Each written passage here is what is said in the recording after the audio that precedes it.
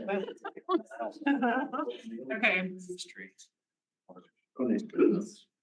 Welcome everyone to the meeting of the Canyons Board of Education. Today is October 1st, 2024. We're meeting at the district office located at 9361 South, 300 East in Sandy, Utah. The first item on the agenda is our Title IX report by Dr. Tom Sherwood, Director of High School Principals, and I will turn the time over to him. Thank you. So this is something that we're asked to do every year under state statute. I did it last year in January, February, I think. And now on it'll be in the fall. We look at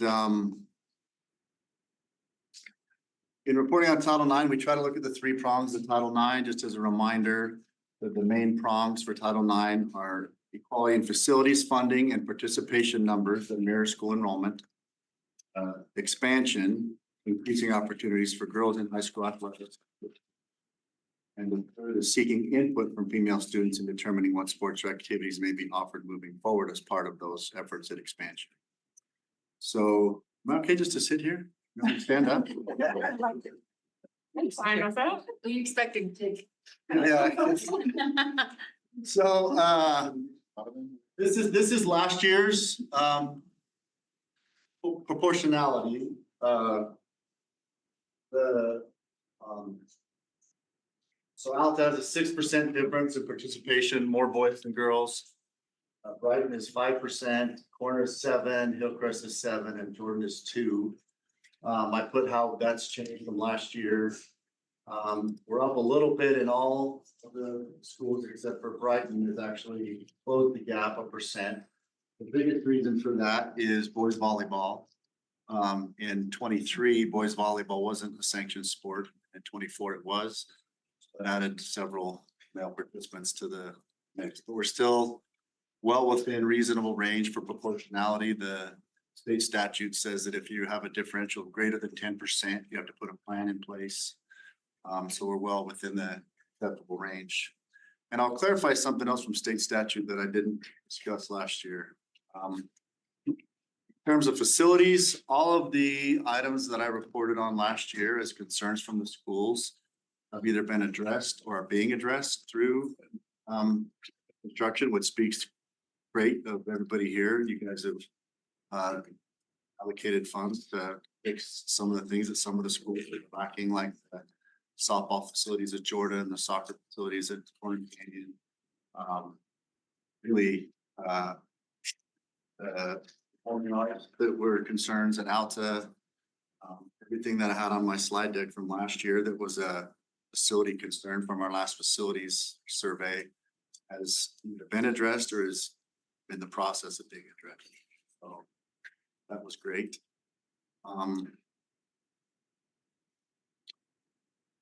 In terms of financial equality, we have tried to keep the fee schedules identical. We work very well with schools and our facilities department. That's been that partnership has really improved over the past year. The principals and the athletic directors have a much closer working relationship with Evan Kelson and specifically Kelly Smolik. Kelly's been great with the grounds and addressing any concerns with the fields or fields in disrepair. He's really been on top of it and it's been noticeable. So they've been really happy with that. You guys know the fee schedule. I'm not going to show you the fee schedule, but we have made an effort. If it's X number of dollars to play girls basketball, we keep the boys basketball at the same dollar range. We try to keep those equal in the amount of money it costs to run those programs. We do supplement a few programs still above and beyond the fee schedule. Probably gonna have to address that a little bit, but for example, we have a couple high schools with very small softball programs, and with the number of girls on the team, by the time you add up just the game officials for that number of girls to pay, it's a lot of money. So some of those are being subsidized with other school funds. So this data sheet is, I gotta drag it over. So I shared this with all of you. If any of you can't open it, let me know and I'll make sure you can. This is, I ran a comparison with all the programs over the 2 years. Hold on. So for the last year, something that is in the state statute that I didn't notice when I did the report last year is that it specifically states in the statute that you will calculate the differential only based on the gender-specific sports, which means when we do the proportionality, we're supposed to exclude football, baseball, and cheer, because technically they allow participation from both genders. They're not gender specific. So if you pull those out of the differential between a participation and you just look at gender specific sports, boys basketball, girls basketball, boys swimming, girls swimming, boys track, girls track, our proportionality is really good. So according to the statute, Alta has a 1%. It's the one in the purple on the bottom there. Only 1% differential, and gender specific. Brighton is equal, and gender specific. Corner Canyon is a 3%. Hillcrest is a 2%, and Jordan's a 2%. So looking at it through that lens, we're doing really well. So if you guys want to look at this, you can. It shows where we're at in participation numbers year to year. They're side by side. There's some interesting statistics in here. I know people like to comment about all the out of boundary athletes, things like that, and that data is on here, and I think it's much less of a problem than perception. So like for Alta, for example, last year they had 117 students that they showed that were on permit. Oh, excuse me, 431 students that were in Alta on permit, and only 117 of those participated.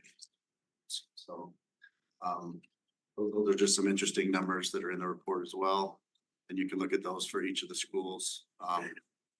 This is just an overall look at participation numbers. I thought that was worth looking at because they have gone up. Total number of athletes we had participating in extracurricular sports in Canyons District in 23 was 4,384. And in 24, it was 4,728, an increase of 344 students. So good bump. And not all of those came from boys volleyball. I mean, boys volleyball was probably 100 of them, but increases besides that. If you guys have any questions, please stop me.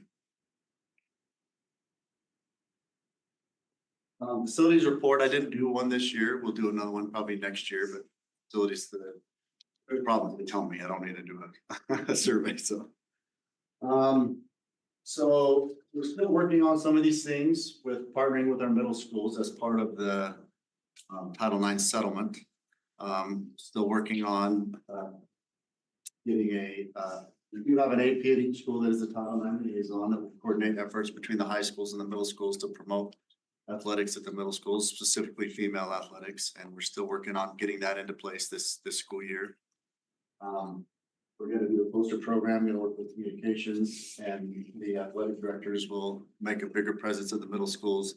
I think when we'll see a concerted effort to do this will be around the same time we're doing the rah-rah assemblies and the back to school nights for the freshmen. When the high schools start interacting a lot more with the middle school, there's going to be an athletic component to that this year as well.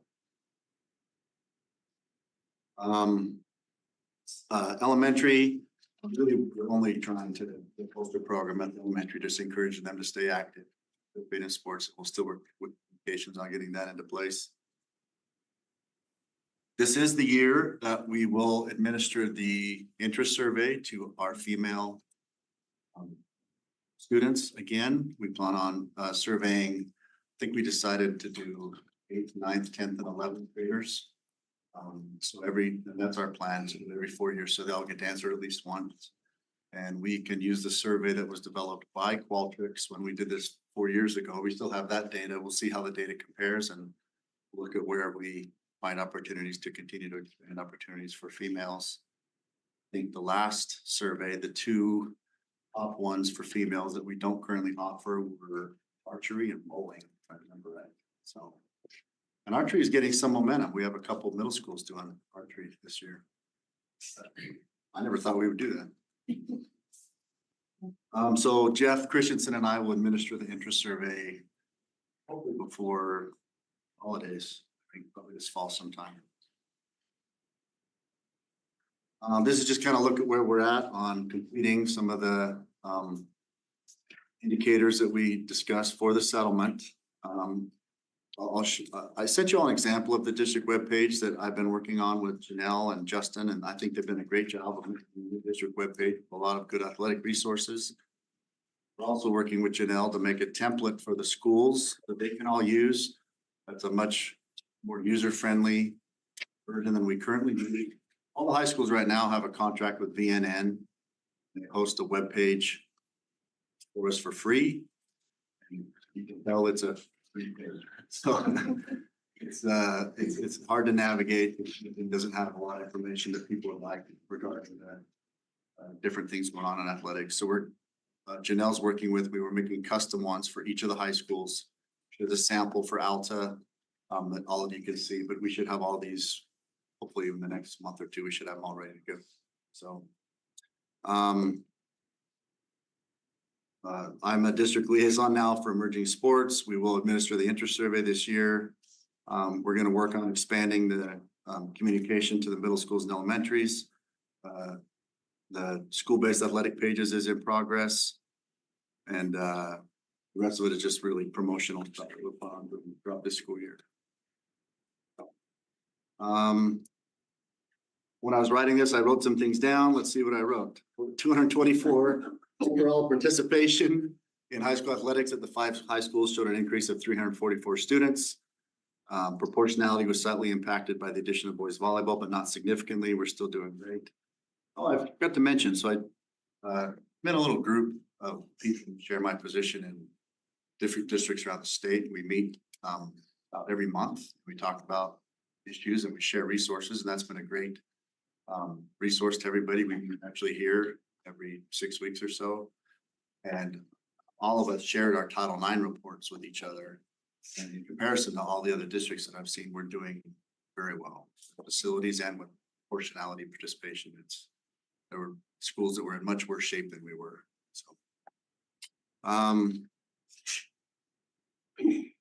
I've already talked about all of them. So, unless you guys have something you wanted to add. And these are links to the web page. I'll pull up the, I'll do the athletic manual last. So the athletics page. Was it working this time? It worked this time? I wonder why. I think that's. Oh, I already dragged it over. That's fine. This is a draft, but this is what Janelle has put together so far. It has a link to each school's webpage that we will create. It has a pull down menu for different things they could want. We have a lot of the forms that they need for physicals or other aspects with athletics. Would contact me. There's a portal specific to parents where they can find out information on any of these issues that takes them to register my athlete, information on concussions, hazing and bullying, their information, UHSA manual, NFHS resources, or sportsmanship handbook from the UHSAA, and then some of our policies related to how we handle issues related to athletic student discipline, behaviors, things like that. So Tom, just a quick question. We talked about parent surveys after the season. We've kind of been in different places on that, and we were working toward form template. Is that going to be part of the website? So if they can see the survey, or do you want to have what? I know we've talked about it, but just. Yeah, no, that's fine. So we definitely are going to do the postseason survey. Last spring we did a pilot using Hillcrest as the pilot, and we did the survey through the district survey portal instead of just a Google Doc. The benefit of the survey portal is that it's just one response per email owner, household. And we survey the students and the parents separately instead of just one place where they both answered all on the same page. You couldn't tell the parents from the athletes all the time. And they're still anonymous. I guess they can include their name if they choose to, but if there's something mentioned in there that's of enough concern that needs to be looked into, I can look at the email address that they submitted and I can seek them out to. So it is anonymous, but it so indicates we have a resource to see if they'd like us to look into it. So we'd like to do that moving forward, and the schools Are you gonna, so where does that reside? Are you gonna archive so surveys here? Does that stay with the principal or AD? So all the survey data will go into the district survey dashboard. And then that survey data is available to the school. We can pull it For evaluation or if a coach transfers, Yeah. the AD or principal could see. So it will continue, like we're not. Well, it'll be to the program. It's not specific to individuals, but a lot of times they mention individual, but it is like, and it's pretty obvious when they're mentioning specific concerns with an individual. So, and any other question that maybe we didn't say? How's there?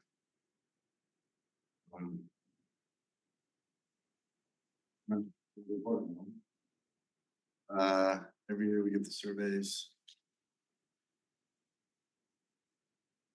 Think about.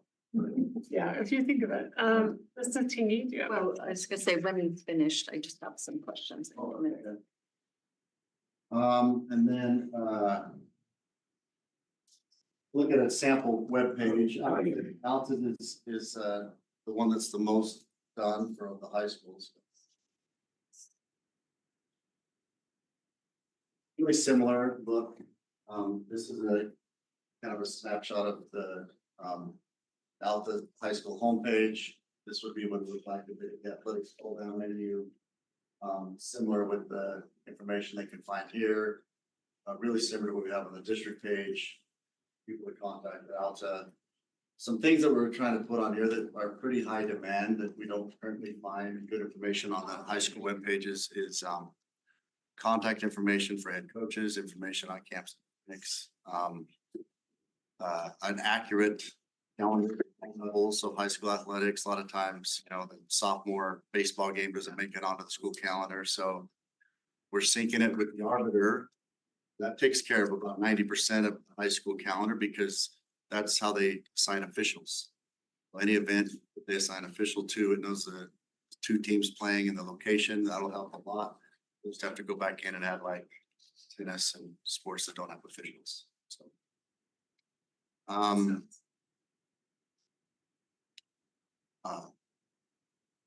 besides the athletic manual, which I'll talk about next, what questions do you have? Well, I was just gonna say, this is really great. I mean, I spent some time clicking on different things. I think it's really going to be a great service for our student athletes and parents and things to have all this information consolidated in one area. I did have two kind of questions, suggestions as you keep moving forward. I know you're still just very much draft. One of the reasons I brought it to you guys was for feedback. Like, it's still a draft. I was hoping for feedback. Amber said she had some things she wanted me to look into. So please, you send me an email. If you want to give me feedback now, Well, last board meeting, we approved the policy on extracurricular activities. And I noticed it wasn't listed in the resources on the same website thing. But then it brought to my mind, this is really great for athletics, but there are a lot of kids that participate in other extracurricular activities that are not athletics. So just kind of maybe down the road, I'm not saying it's got to be included in this, but down the road, a way that we could have similar type information available for the other extracurricular clubs and things like that. Kind of what the policies are, what the procedures, what the structure is for some of these other activities that. I'm just writing it down. I'm not even. That's okay. It's actually, I just feel like what you've designed here is really a good recognition that information is valuable and it needs to be accessible. And I had a conversation with a parent in my area who suggested that we put together like a parent handbook, you know, similar to like you've got the athletic manual and a parent handbook, but I think this could probably fill that need. But if they had access to it. If it's like this, and then Well, we can make it more You know, specific. kind of like- I think it's a good or idea. maybe add something, you know, what parents expect and add something maybe a little bit more even program specific expectations that parents can have, like, you know, we pay our fees. This is just kind of all, instead of going to the general, but this is what it pays for, and just, I don't know. I just see there's a lot of potential for this, and I'm not saying that it needs to incorporate every little detail, but I just think that you're is lacking. creating a framework where we can plug in information as it comes up. We have, I It's an mean, idea that would be helpful. we have coaches that aren't sure everything, participation fees, parents asking them to go find out. And it's different by every sport. Different sports have different needs, so So, it is a good idea to put that in writing somewhere.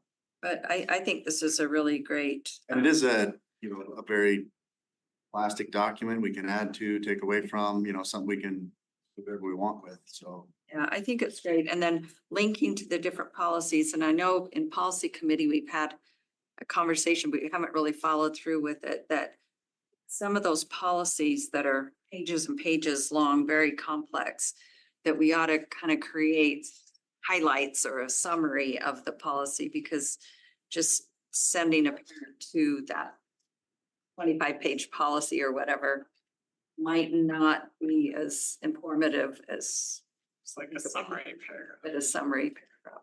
Sorry. Do that. I just have to put them, I just have to cut and paste them, put them in a different place when they link it. That wouldn't be. You might need the hyperlinks. I think both. It's what I I believe think. hyperlinks. Hyperlink could be in there, but then when they open, we talked about this, right, Andrew, and policy committee about, and when you open the actual policy, there's a little summary statement. If I link to it from that hyperlink, I could make it specific to athletics and highlight the parts that pertain to what they're most likely. That would work too. Thank you, Anyway, Nancy. this is exciting. This is great work. Anyone else have any comments or suggestions?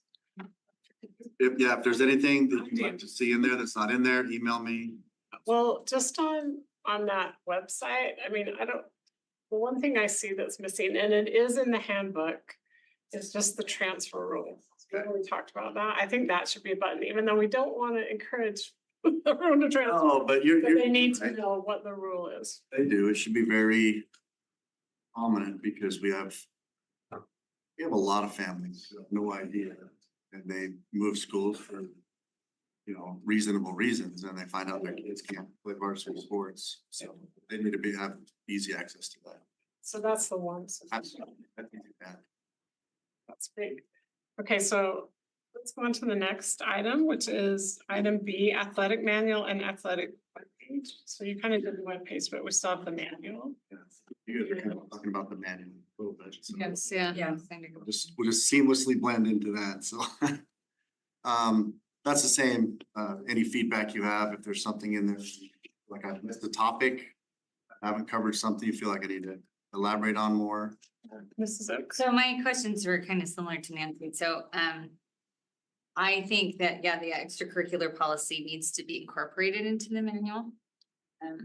There's a lot of improvements on that and people need to be aware of that, as and I agree with the UHSAA standard. I think it's important that the manual expressly mentions that we do support UHSAA's, you know, standard and requirements, what that is, and that especially with regard to recruiting for athletics. And that and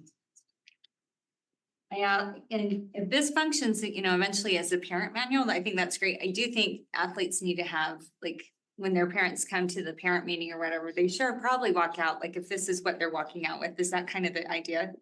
that it's given to every athlete or Every- who's the audience, I guess? So. In the manual itself, there's some things with asterisks and some things that don't. And I was kind of delineating between things that are more public facing and things that are more internal facing for the coaches themselves versus what's for the parents, and we're gonna separate them. Not that they can't see them, just that this is, So there will be like a parent version, a coach's version kind of. well, there will be just for things like I think of an example of something that a parent would need to know, just not because we're keeping it a secret, it just doesn't pertain to them. Right. How to order a bus or something. Like something like that would be in the coach's manual, not in the parent's manual. Outside of, but what's that? I was gonna say, and some things probably would need to be in both, right? Like- Yeah. Most of it's in both. But some of them are only. So every athlete that participates in an activity or sport. It's in statute that they're supposed to receive a disclosure. And it's actually pretty clear, everything that should be in there. It doesn't go into as much detail as like the manual or the webpage does. But there, what are the expectations? What's it gonna cost me? What's the money used for? What are expectations for practice? It should be very clear. And I put a sample activity disclosure in there that they can use kind of as a template. And I meet with the ADs every month also, and I kind of help them get this water down the road with their schools, because it has been lacking. There has been a lack of consistency. I know that I'm sure we still have teams that aren't giving an activity disclosure and they have to. So, I like the idea of something more central and standard being available for parents. And like when you brought up school fees, I think that's very true. I mean, just from my experience, for instance, like my kids' sports, I'll pay like for meals, and yet the meals will often be provided for free by the parents. And parents are like, where's the money going? I think there's a lot of questions about fees and where things are going and what to expect. On page 30 of the manual, I don't know if you can pull that up, it talks about racial harassment. And right now it only states that it's not allowed, but I think that it needs to be fleshed out a bit more, especially in light of the training we did at Davis School District in June. I think we need to have some more clarity and discussion about that. And there's also, I feel like we need to, how to file a complaint if there is something that comes up, like a link for parents, or at least in the manual, and what the consequences are for engaging in racial slurs and discrimination. Like, I think that needs to be more clear. So the language on that is just copied and pasted right from the UHSAA. But doesn't mean we can't add to it. Yeah, I think we need some more clarity. I think what we learned for Davis School District is that that's bare bones. And I agree 100% on the reporting mechanism. There should be a way to report any type of concerns. Tom, if I could interject, Please. So we have ratcheted up to a level 4 violation for harassment for protected classes, which includes racial targeted language. Okay. So every single one of those cases is now coming before a district case management team. It was not the case prior. So perhaps maybe we can include some of that language. Yes. So that they recognize. Yes, and athletes need to know. Receive this, here's the consequences. Yes. Because they might, like, that might be happening internally, but if parents don't know that, or if a kid signs up for a team and doesn't know that, and then their teammates are kind of throwing stuff around and he or she thinks it's okay or funny, I think it's important to be able to go back to something and be like, this is the thing that you signed, like, this is the standard. And it's partly why we're seeing new cases, like high volume cases, but it's the right thing. Yes, no, I agree. It seems like, yeah, and so the other policy was good about, how to make a complaint, what protections are given to students and parents that report abuse, and it just seems like that needs to be incorporated in. And then my last question is just regarding whether or not we should also include something in here about a conflict of interest, possible conflicts of interest with coaches. I've had a lot of people come and talk to me over the years about club teams and coaches who coach both club and high school sports, and potential concerns about conflict of interest, like specifically there are parents who often feel like their players are told like, unless you join my club team, like you're not gonna have as much playing time. I don't know. And I don't know how you monitor that completely, but the coaches should at least be required to sign a commitment that says they're not requiring their student athletes to play on their club and vice versa, that they're not pulling club players onto their and recruiting players that way. I think, I don't know, I've heard enough about it over 6 years. I feel like it would be I'll worth it. validate that with my grandson, his experience as well.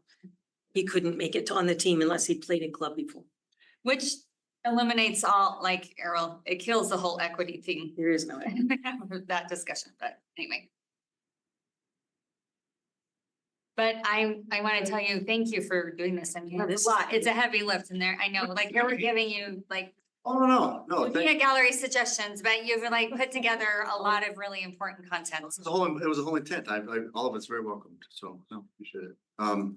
Up to all over the conflict of interest thing. That's really hard. I'm not saying it doesn't happen. It's just hard to navigate, but citing something would be fine. We actually have a conflict of interest form, but it's not really applied to this. It's more like if you have a teaching job and you also sell encyclopedias, like. Which nobody sells anymore, so No, maybe we should update. Yeah. So, but, all those are good suggestions. I'll start working on some of them now. Like, we can get this up and going and just add to it as we. Sure, yeah. Need, so. Well, and when it gets more public facing, then the public can use it Yeah. and will provide additional. They're all here back, yeah. They don't use No, to. but I mean, Yeah, I what a think good that's point. what would be more helpful. Okay, board, any other questions? Wow. Yes, I know, amazing, good job. Thank you, Tom, thanks for all your work, because I read through that whole manual, I thought it was really good, so thank you, it's a lot of good information. And I'll make the links all match too. I know they're not all matchy. That was my biggest concern. Yeah. Make sure all the links work. I will. Some of them are, I will make sure they'll work. Yeah. Okay, well, thank you. Okay, we have just a little break, you guys, until Students are all here. Do you want to do that later? Oh, 6:30. Okay. Well, that's fine. Take your I break. don't know, Say hi, why not? can we move it up or we really shouldn't? Probably not. It was listed on the agenda, right? 6:30. 6:30. We can talk to him though. We can have them come in though. Just have a conversation. 6:30. They're just waiting. It's fine. We can mingle, like, I don't care. They get their brownies now. That's fine. Let them come in and get brownies.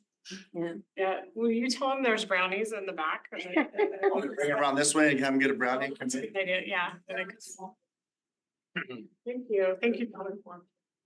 Okay, we can just have a little break for a few minutes forward, thank you. Keep swimming.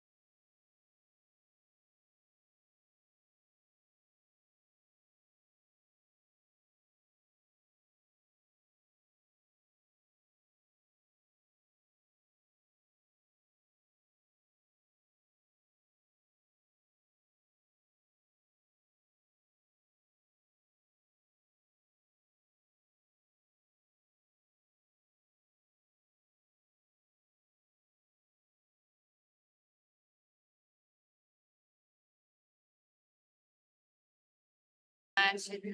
They can't just That's why we play. have to have it at school least spirit. in writing. Can't just play. It was like. Want to be on the team. I can't, you know, I don't, I mean, you can have some. To be honest. Unless you're like. When it's public. They should sign. You didn't do those. But it was intramural. High school. They used to have them in the. We're looking into that on the access and opportunity. But Nowhere for kids to go, just to play, just for.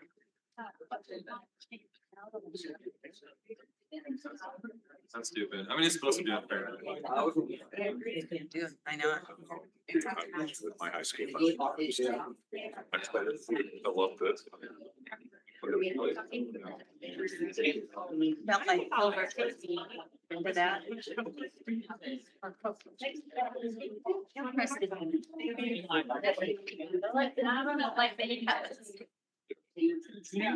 I know. Memories you So call. much true. Which they don't. There's no way I'd make it. It's one math review last year. That's why I thought. So that doesn't. The theater program.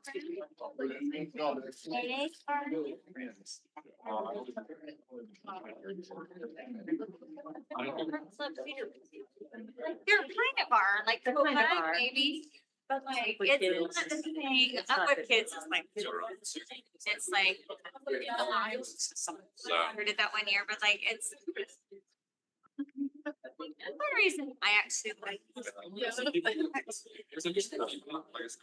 Kids can enter that sport in high school and it's like. That was meant Yeah, sports. No, but. to like another. Sir, wildly, so well, and when Big. doesn't have enough. My kids are really involved in being.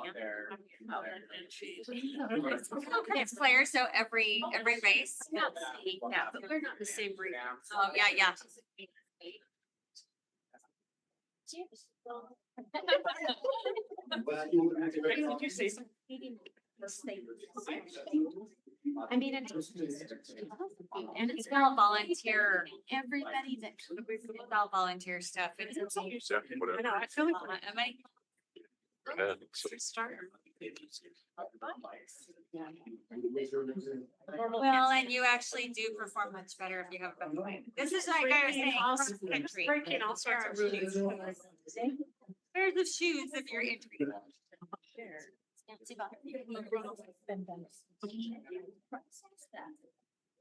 Oh, that's wise, man. Like, I think it's fun, but it is expensive.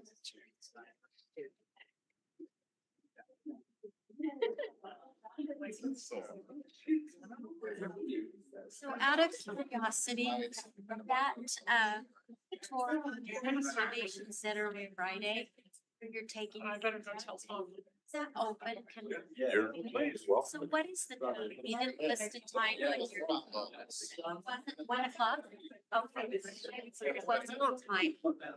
A lot of the C-Tech kids will be there. That's what you said. I missed the last one. Oh, yeah. I would want to. Sophomore year. How to get. Tried it out. So fast, right? If I really saw what I thought I saw. I was taken in off by the furniture that's there. Wait, so what do you like?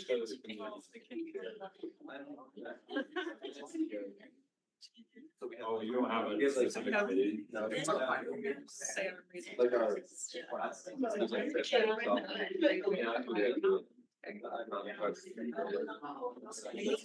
I'm also the XPO president. Oh, I've got it. Okay, did they ever hear that you're not a? So, Can I take a picture? Oh my gosh, Nancy, excited for her. it's. One of these more seniors on this. Another one out there. This with a poster and it has some extra. Yeah, as soon as I said it, I was like. Oh, this is on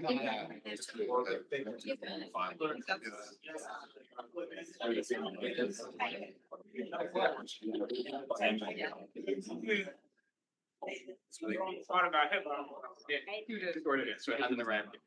How long ago? Your soda's cool. Yeah.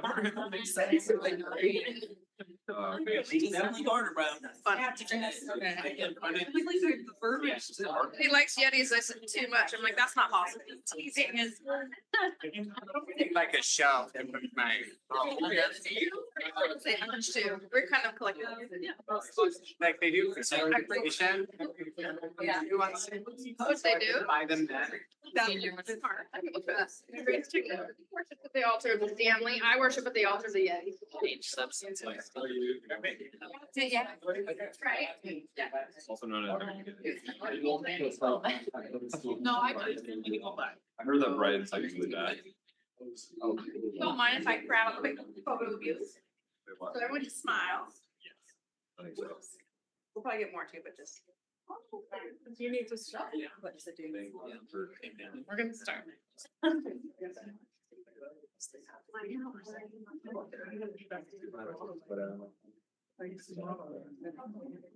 to keep your eyes open and smile, but not like get the creases like. They're like. Really that's. Great, okay. I had recently, and one of them edited. So it looks like. Looks like a private. Anyway, he forgot. See like. You should do a penis. Just tell me that. Say something about it. Freshman year was.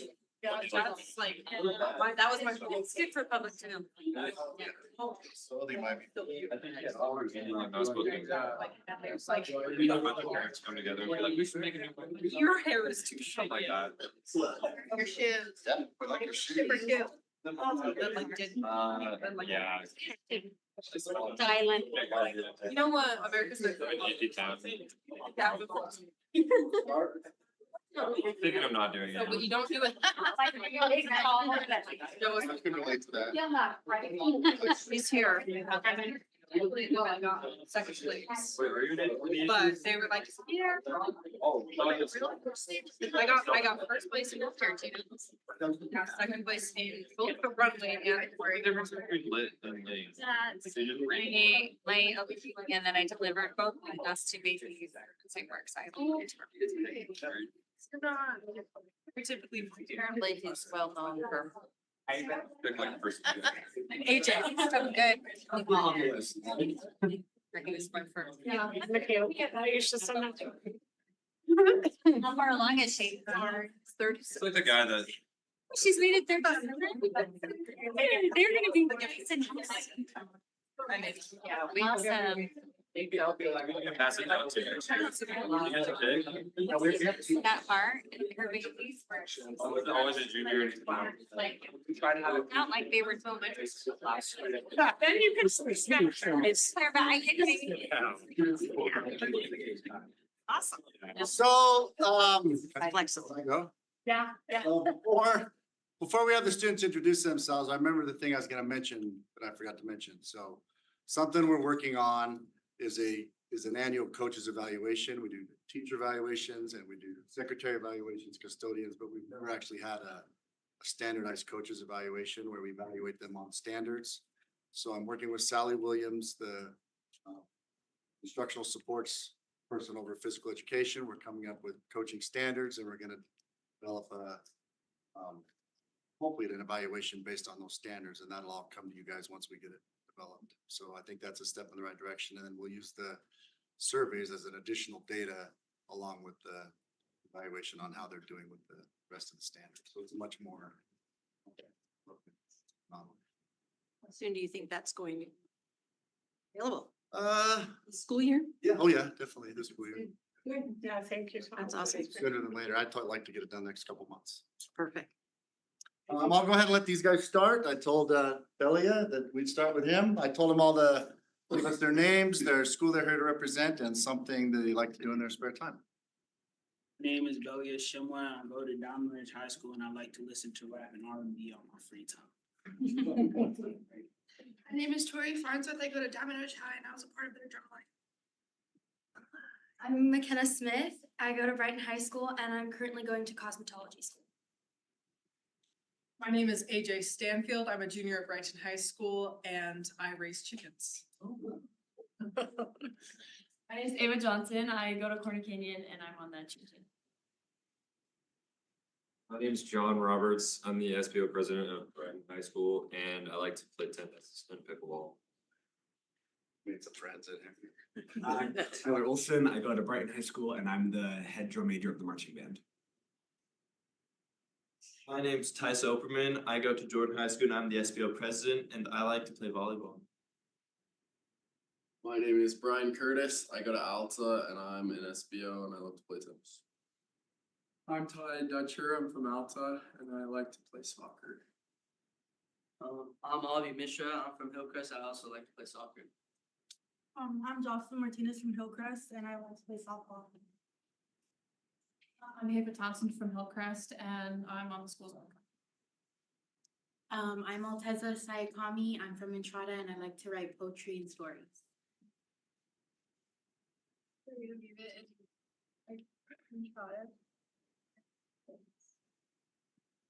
Okay, great.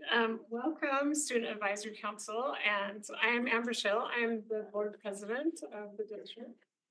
And we just really appreciate you guys being here, and you guys really do have an important role.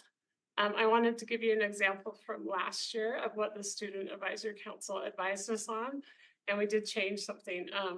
We were talking about cell phone policy, and we asked the council, and you guys just told us how important your phones were just in your lives and organizing. And so we actually backed off on that.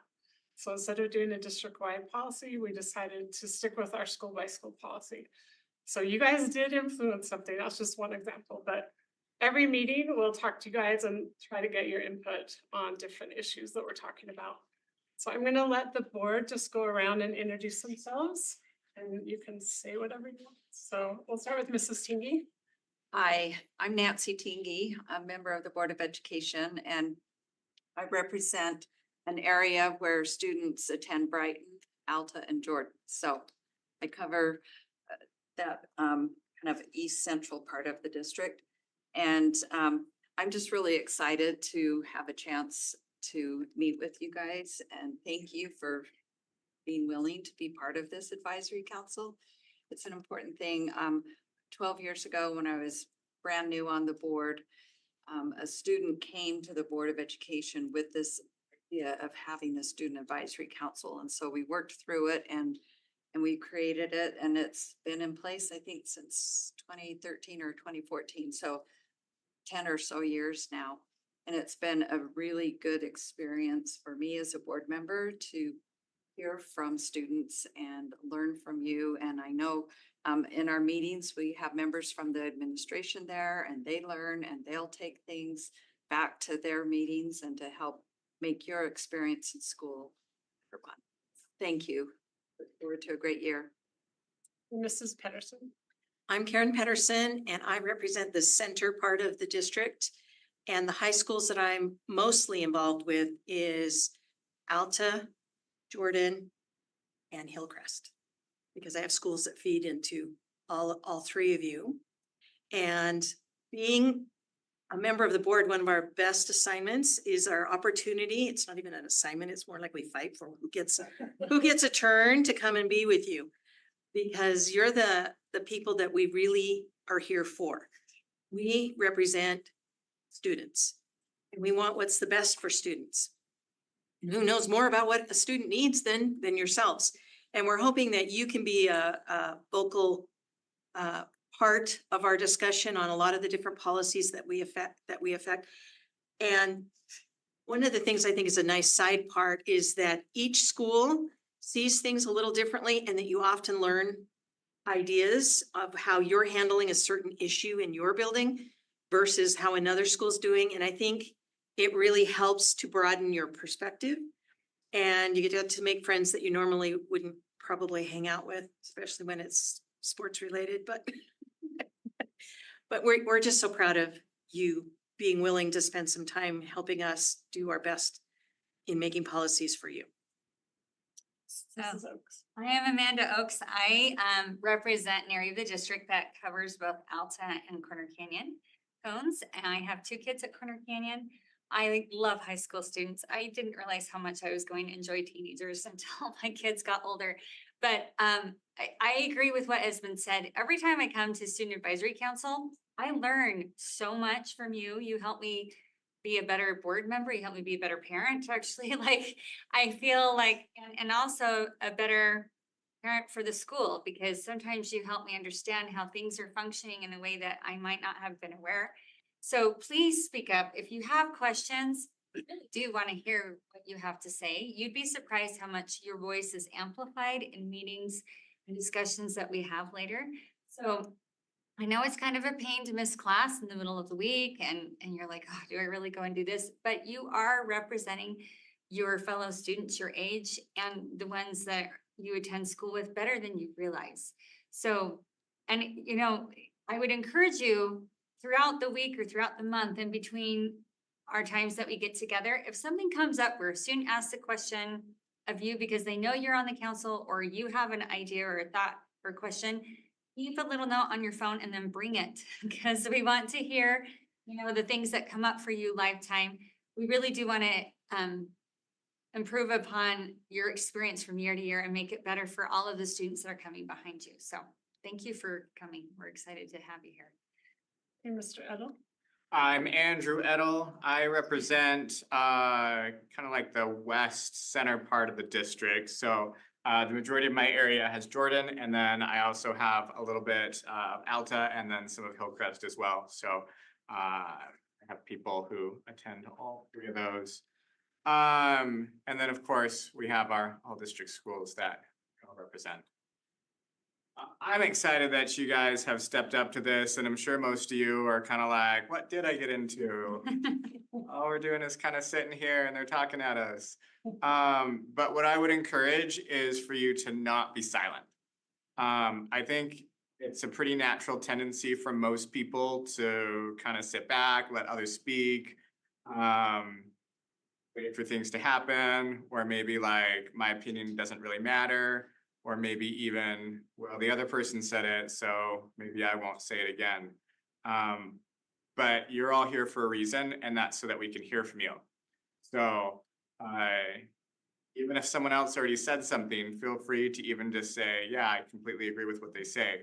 That helps to us to understand the more broad support and kind of what everyone's view is. And then remember that each one of you, like each one of your voices matter, because you do actually have pretty significant influence over the district on this advisory board. We pay a lot of attention, the notes are taken, a lot of action plans are put in place because of the things that you say. So remember that 1, we want you here. And then 2, that your voice absolutely matters. And the worst possible thing that you can do is to not share that with us. So please, please, please speak up and let us hear what's in your head. Mrs. Millerberg. So I'm Chris Millerberg, and if I can't see you, I know you can't see me. So I represent District 1. Which is Hillcrest is our high school. So, but I have grandkids that go to Brighton, and I have neighbors that teach at Diamond Ridge, and I've had nieces and nephews that have gone to every school you've mentioned. So I'm excited to listen and hear what you have to say. My husband was serving on the board when started the student advisory, and he was talking with me about what student advisory council was, and I said, so in essence, what you're telling me is this is a place where the kids do the talking and you do the listening? And he said, yep. And I said, good idea. Mrs. Nybar, we're just. Yes. I'm so excited to see you all here. This is one of my favorite assignments and pretty much all the board members. Not everyone can see me, as you feel. I'll stand here too. I'm a little casual. I had a lot going on today. Anyway, super grateful you're here. Your voice really matters. We listen to you and you make a difference. So just remember that the difference starts with just one, speaking and sharing your experiences with us. That's how we can better help you and help all students with their school experiences. So thanks for being here. Take it seriously. I can't even begin to tell you how much other students' comments have made a difference with decisions we make. And so just remember that and don't take it lightly that your voice matters and you are here to make a difference and to make a difference for you and for your peers. So thanks for being here. Okay, Superintendent. Just echo what's been said. Your voice matters, and so grateful that you're willing to serve. I think it'll really develop your leadership skills because you get to hear perspectives, from all across the district. I just mentioned this is a really historic year of all the years to be serving because we just barely bought the eBay building, 200,000 square feet.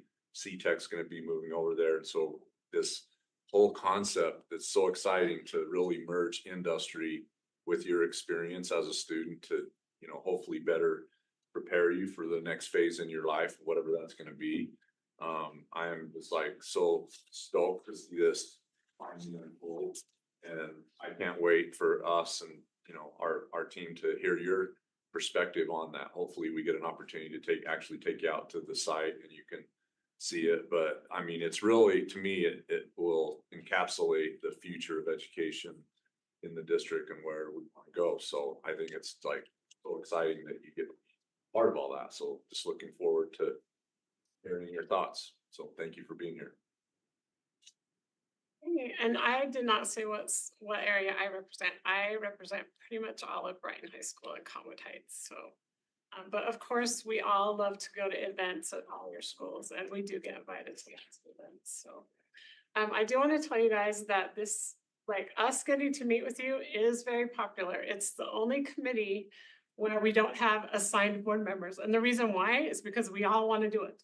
So we have to just sign up weekly, or monthly. So we just have a spreadsheet, and we will all meet with you guys at different times. So we're not all going to be there. We can only have 3 board members at a time. But I also want to remind board members, there's a couple of you that haven't signed up, so make sure to sign up because it's getting filled up. So anyway, so that's all we have for you guys tonight. Thanks for being here. And now, if you don't mind, I think some of us would like to talk to you guys. So if you can just stay a little longer, and our next meeting starts at 7. So thank you. Thanks so much. Where would you like him to go? To get brown. Here. I thought you meant you wanted to go. No, we'll just come. Find you. Did forget to finish. I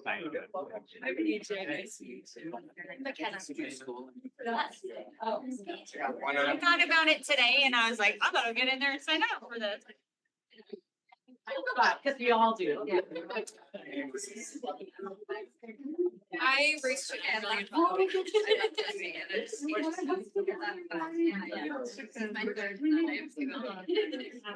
Others. Yes, it's so fun. They're welcome. For sure. My grandpa just got it. You have not a scholarship, or you going for that? So we get up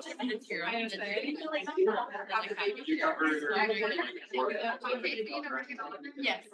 Quiet tonight. Did you have it to close in a board round? I talked to our classmates today and said, I'll play my vote. I just actually think money should change never.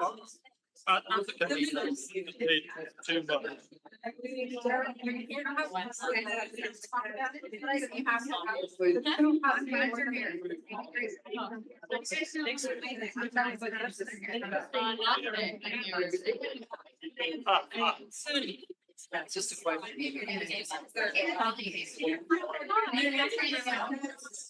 That's all. I wanna. Hey, but. Sports that way.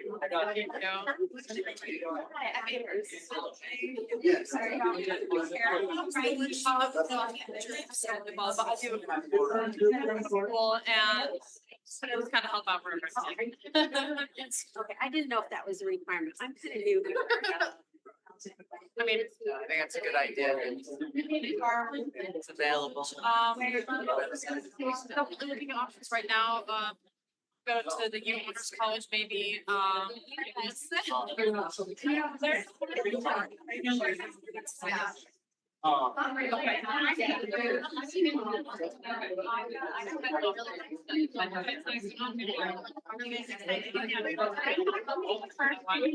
Oh, yes.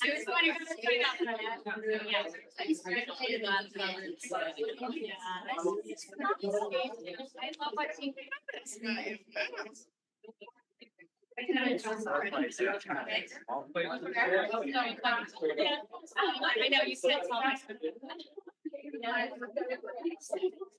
There's nothing wrong with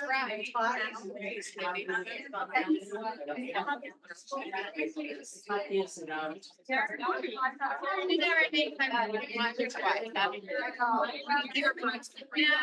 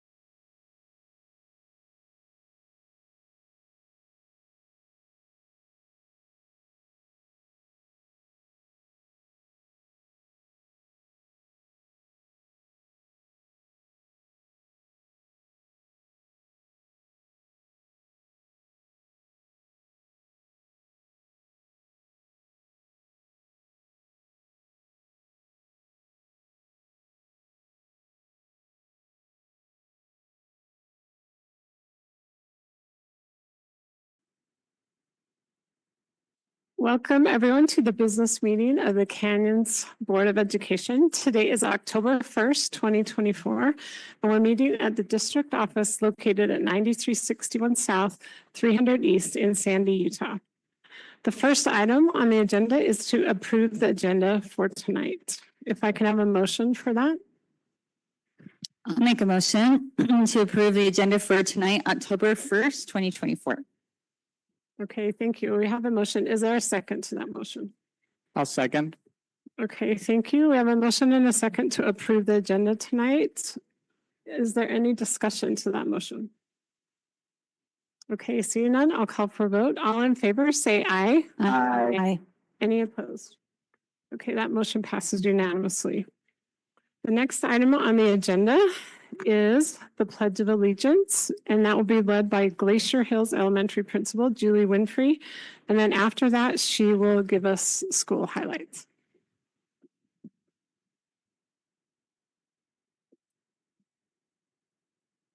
I was going to say, will the audience please stand, but you did. I pledge allegiance to the flag of the United States of America and to the republic for which it stands, one nation, under God, indivisible, with liberty and justice for all.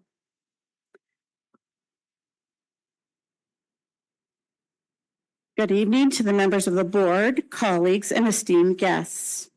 Tonight, I have the privilege of speaking about the remarkable journey of Glacier Hills Elementary, our transition from two separate schools to one united, thriving community. 2 years ago, we faced the challenge of merging, not just physically, but culturally. It wasn't just about classrooms and schedules, it was about uniting as one family. And today, I am proud to say we have done just that. We are more than just a school, we are now a community. At Glacier Hills, we serve over 630 students from diverse backgrounds, each one bringing unique experiences and perspectives that enrich our school every day.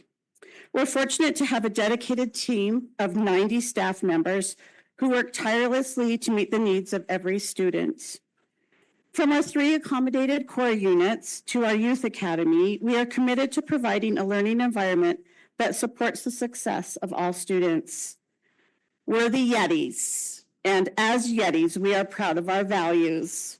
Our students learn to respect one another's differences, take responsibility for their actions, and make safe, thoughtful choices. We believe these principles are crucial in building not only a successful learning environment, but a compassionate and inclusive community. We are lucky enough to be the first Avid elementary school in Canyon School District. We want to thank you for that support. Avid has helped our students to use WICR, which is writing, inquiry, collaboration, organization, and reading to achieve success in all content areas. Our school has come a long way in just 2 years. Our first year was a bit chaotic as we just tried to get settled in the midst of construction. Our second year was all about building systems that support the students, the staff, and the community. And we are just a few months into our third year, and I am proud to say that we are finally a united community where all learners are awakened to their possibilities. I want to thank everyone, our staff, our parents, and our partners in the district and the community who have contributed to our success. Our journey is far from over, but with the strong foundation we've built, I'm confident that we will continue to grow, adapt, and inspire greatness in every student. Thank you. Okay, thank you, Principal Winfrey. We really appreciate you, and we appreciate this update and your leadership. And also, please thank your teachers and all your staff for what they do for students. Thank you. Okay, the next item on the agenda is the Canyon Strong staff recognitions, and Jeff Haney, Director, and Kirsten Stewart, Associate Director of Communications, will present this. Thank you, President Schill, for this time to recognize the achievements of the employees in the Canyon School District who have gone above and beyond in their pursuit of excellence. Those who are mentioned tonight will receive letters of commendation from the board and the superintendent, maybe a little bit of Canyon's district swag. First, civic engagement is such a vital part of our democracy, and we wanted to thank one of our very own, East Sandy Elementary's Allison Stroud, for working on Sandy's future by day as a teacher, and then working to make life better today for residents as a member of the Sandy City Council. You can see her here. She represented East Sandy Mustangs well at Sandy City's Heritage Festival and Horse Parade on Saturday in historic Sandy. It was a day-long festival and it featured vendors, booths, food trucks, a car show, inflatable playgrounds for kids. She tells me this may well be her Halloween costume in a couple weeks at East Sandy. It was good to see council member and teacher Stroud at this community event. So thank you to all those teachers who contribute also to our community. Now, Canyon schools have curb appeal, thanks largely to this valuable group of employees, our custodians. They do so much to make sure our buildings are well maintained, both inside and out. A big shout out to all of our Canyons custodians on the eve of National Custodian Appreciation Day, which is tomorrow, Wednesday. That day is set aside to thank all of the good work of our first line of defense against germs and grime at our schools. We couldn't let this moment pass without recognizing the hard work it takes to keep all of our schools in tip-top shape. Having restrooms stocked with soap and toilet paper may be something that's taken for granted until you really need it. Is that right?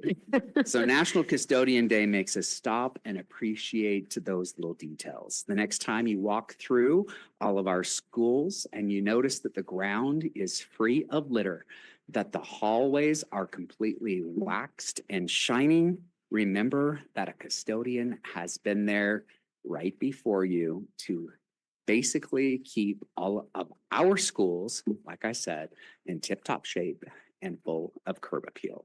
Our custodians work amazingly hard to make sure we have these spotless and sanitary schools. So please, tomorrow, don't hesitate to thank every custodian in the Canyon School District. Our next Canyon Strong honorees are the faculty and staff at Bella Vista Elementary School, the teachers, education support professionals, the administrators, Principal Barbara Winder and former Principal Angie Holden. They deserve a red-shaped heart letter of love for being the driving engine behind being named a National Blue Ribbon School by the U.S. Department of Education. This is a prestigious award, a designation given by the Secretary, and it was announced early last week and we celebrated on Tuesday. Bella Vista is one of just 3 schools in Utah and 356 nationally to receive this national designation this year. It's reserved for schools with exceptional academic outcomes, instructional excellence, high standards, effective data-driven teaching methods, and strong school-to-home connections. And that certainly is key at Bella Vista Elementary School. You can see photos of the celebration of the Blue Ribbon announcement on the Canyons District website and social media pages. You can see some of those right there. We had those. We apologize right now to our custodians on the eve of National Custodians Day for having the confetti canyons and handing out blue popsicles to all of the kids. Also, the Board of Education ordered a cake to all of the faculty and staff, thanking them for their hard work in getting that school to Blue Ribbon status. Our next honoree is a Bengal. Brighton High teacher Derek Chandler won first place in the state with a watercolor painting he entered in the Veteran Affairs Veterans Creative Arts Competition. A large 20 by 30 watercolor piece titled Building America will now compete against other veterans art pieces in all VAs nationwide. The top 3 receive a medal, and the first place winner nationally is invited to participate in the National Veteran Creative Arts Festival held in May of every year, and this year it's going to be in Indianapolis. Mr. Chandler is a veteran of the U.S. Army who was once stationed in Germany and has been deployed to both Iraq and Kosovo. So congratulations to Mr. Chandler. Much luck in the next stage of the competition. Our next honoree was nominated for a Canyon Strong mention by colleagues who also teach in social studies classes. Mr. Aaron Hadfield is certainly Canyon Strong for the tradition that he's built at Brighton High to teach through hands-on experiences, which the board has identified as a vital part of learning in the strategic plan. The Utah Council for Social Studies held its annual conference September 14th at Butler Middle School. Mr. Hadfield presented a session called Simulation Method Mock Elections, which focused on providing educators with the basic understanding of the elements of a simulation teaching method and provided examples of employing those elements to conduct a mock presidential election. We all know that the vice president debate is happening right now, and that is part of our current presidential election. And it's so fun to see all of our schools who have these types of mock simulations to teach about democracy and civics, liberty, freedom, and rights. Mr. Hadfield has used this method of teaching for decades. There's an American Problems class that is infamous, if not famous, in the Brighton High community. He's impacted thousands of students through simulation teaching surrounding 4 simulations: totalitarian government, mock elections, Supreme Court, and foreign policy. One of his colleagues nominated him for this Canyon Strong mention. He is truly Canyon Strong, and that Brighton High community will continue along with those simulations and enjoy them every semester. Now, next up, if you have not heard the news, Canyons is headed to London's West End. Well, I guess I should say one of our teachers is. Award-winning Hillcrest High theater teacher Josh Long will soon embark on a trip to London, where he will direct this production titled A Little Piece of You, an Atypical Musical. He'll be directing the show on the West End that has music that was created by his 17-year-old niece. So congratulations to Mr. Long for this accomplishment, and we want to tell him, break a leg in this directorial endeavor. And we wish all of our theater, musical, and dance groups from Hillcrest and Jordan out to Brighton and Corner Canyon, who will be heading to the Southern Utah University National Shakespeare Competition October 3rd and 5th. We typically come back with a lot of trophies in our back pockets from our students who are working so hard on all of their pieces that they will be putting on the stage at this competition in the coming weeks. And last but certainly not least, it's October 1st, and that means it is day number 1 of National Principals Month. On this first day of the month, we wanted to let our community know how Canyons Strong our principals are every day. In honor of National Principals Month, we take this moment to applaud this core of educators who take seriously their roles as leaders, whether they are in the hallways of their schools or talking to parents in the pickup lines before and after school every day. Serving as a principal in Canyons is an always on the clock job. And we're in awe of how well our principals do this job day in and day out. Without dedicated principals, the district would not be what it is today. So during this month and every day, we think our principals are truly Canyon Strong. Thank you, principals, for all you do for Canyon students, teachers, education support professionals, and parents. Now, President Schill, before we wrap up recognitions in advance of the next board meeting, we mentioned sending the board's best to the students and their coaches who are headed off to the Shakespeare competition, but we also wanted to send our best to those who are practicing and rehearsing for some upcoming competitions, including the Middle School Intramurals Cross Country Championships on October 12th at Jordan High School. Tomorrow, Canyons District Unified Soccer teams will compete at the Special Olympics Metro Region Unified Soccer Tournament.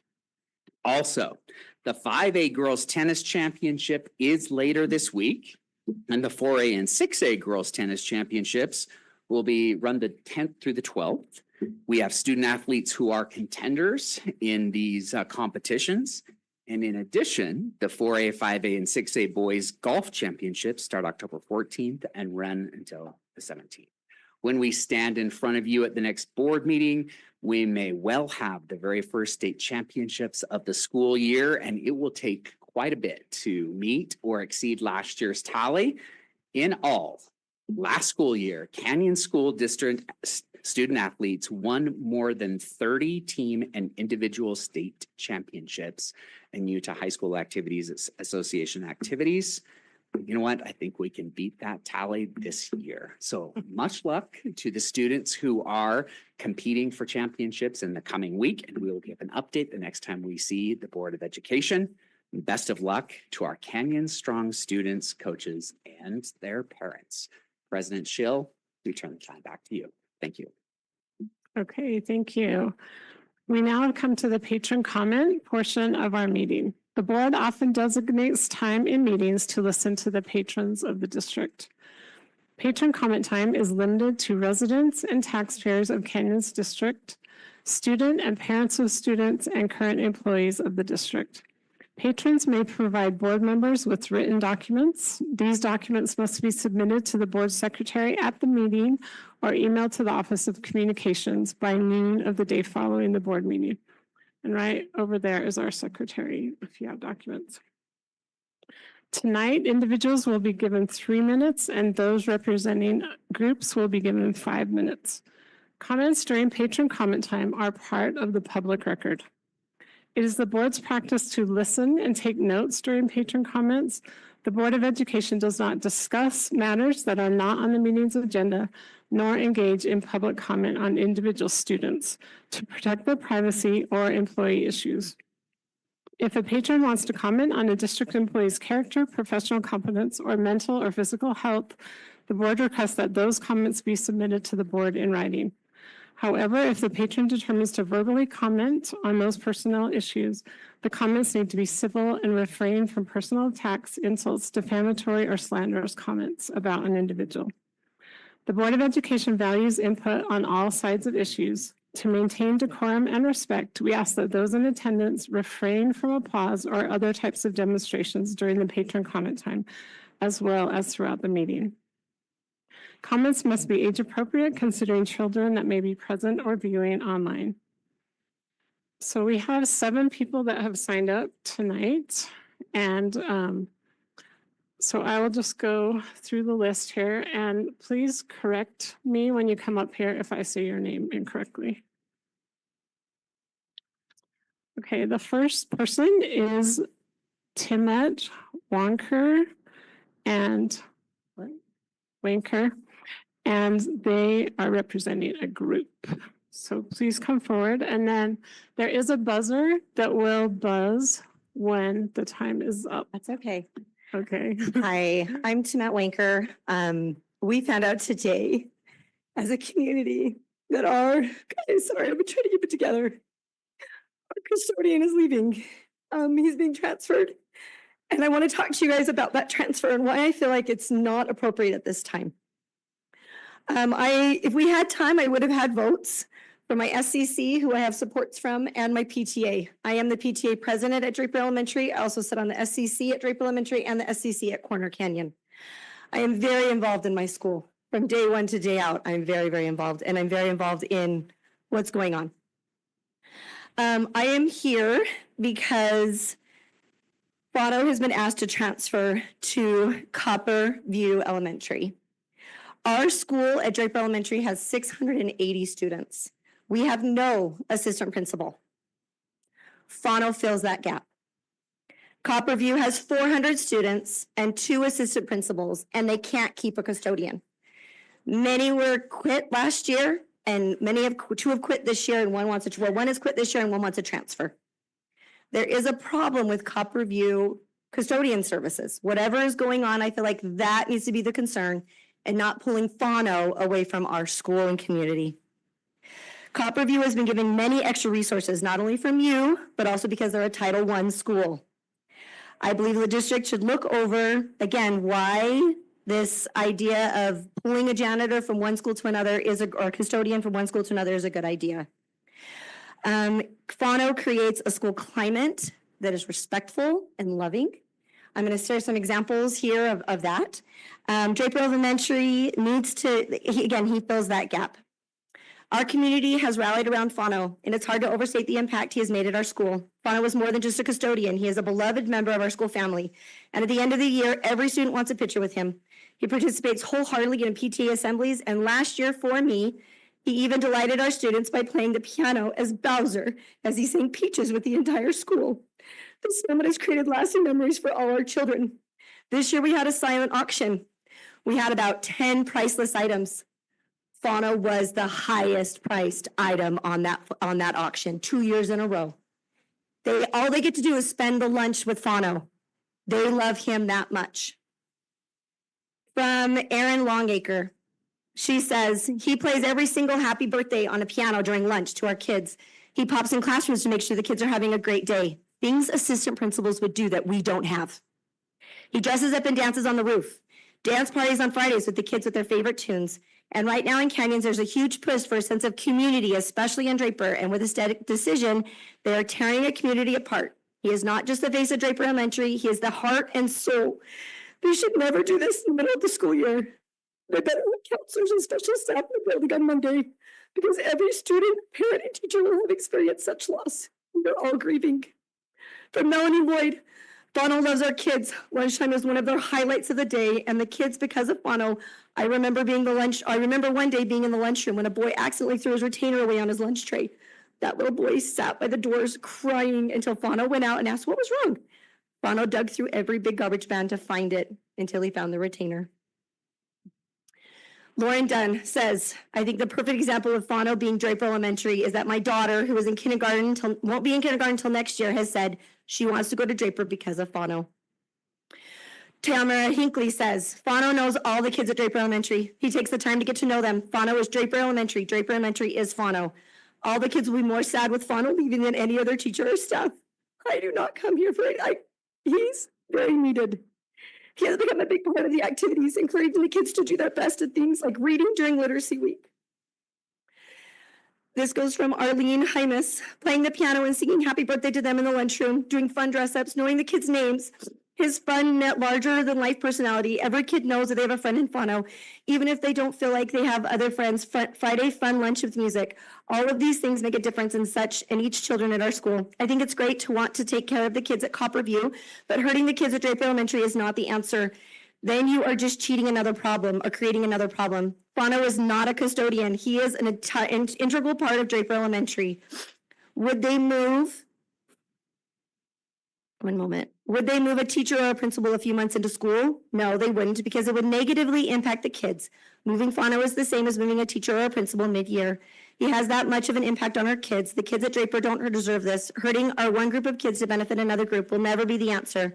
We would love to find a solution for the custodian at Copperview, but this is not the solution. Last, Erica Bogarg. I feel like Fano is the face of Draper Elementary School. He takes care of our school like it is our own home. The children at Draper look at him as a symbol of familiarity. We have an amazing faculty. Is that it? Or is that it? Thank you. Thanks, guys. We love Fano. We're sad. Okay, thank you. Ashley Benz.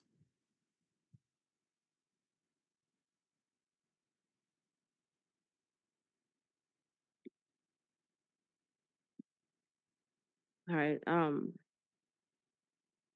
here to talk about a serious issue that's impacting our schools and the safety of our students. So I guess it's in regards to the juvenile justice reforms that were passed in 2017. I feel that schools should be a safe place for learning, growth, and opportunity, but right now our policies are failing. Current policies are failing to protect our students and are instead catering to those who have no real drive or intention to succeed in school, which is putting good kids in danger. Instead of protecting the students who want to succeed, they're letting dangerous situations unfold, putting our kids' lives at risk. I want to share a very personal story about my nephew, Kean Hamilton. Kean had a bright future ahead of him. He was an honor roll student, a star baseball player, a brother, a nephew, a grandson, and the only child to two amazing parents.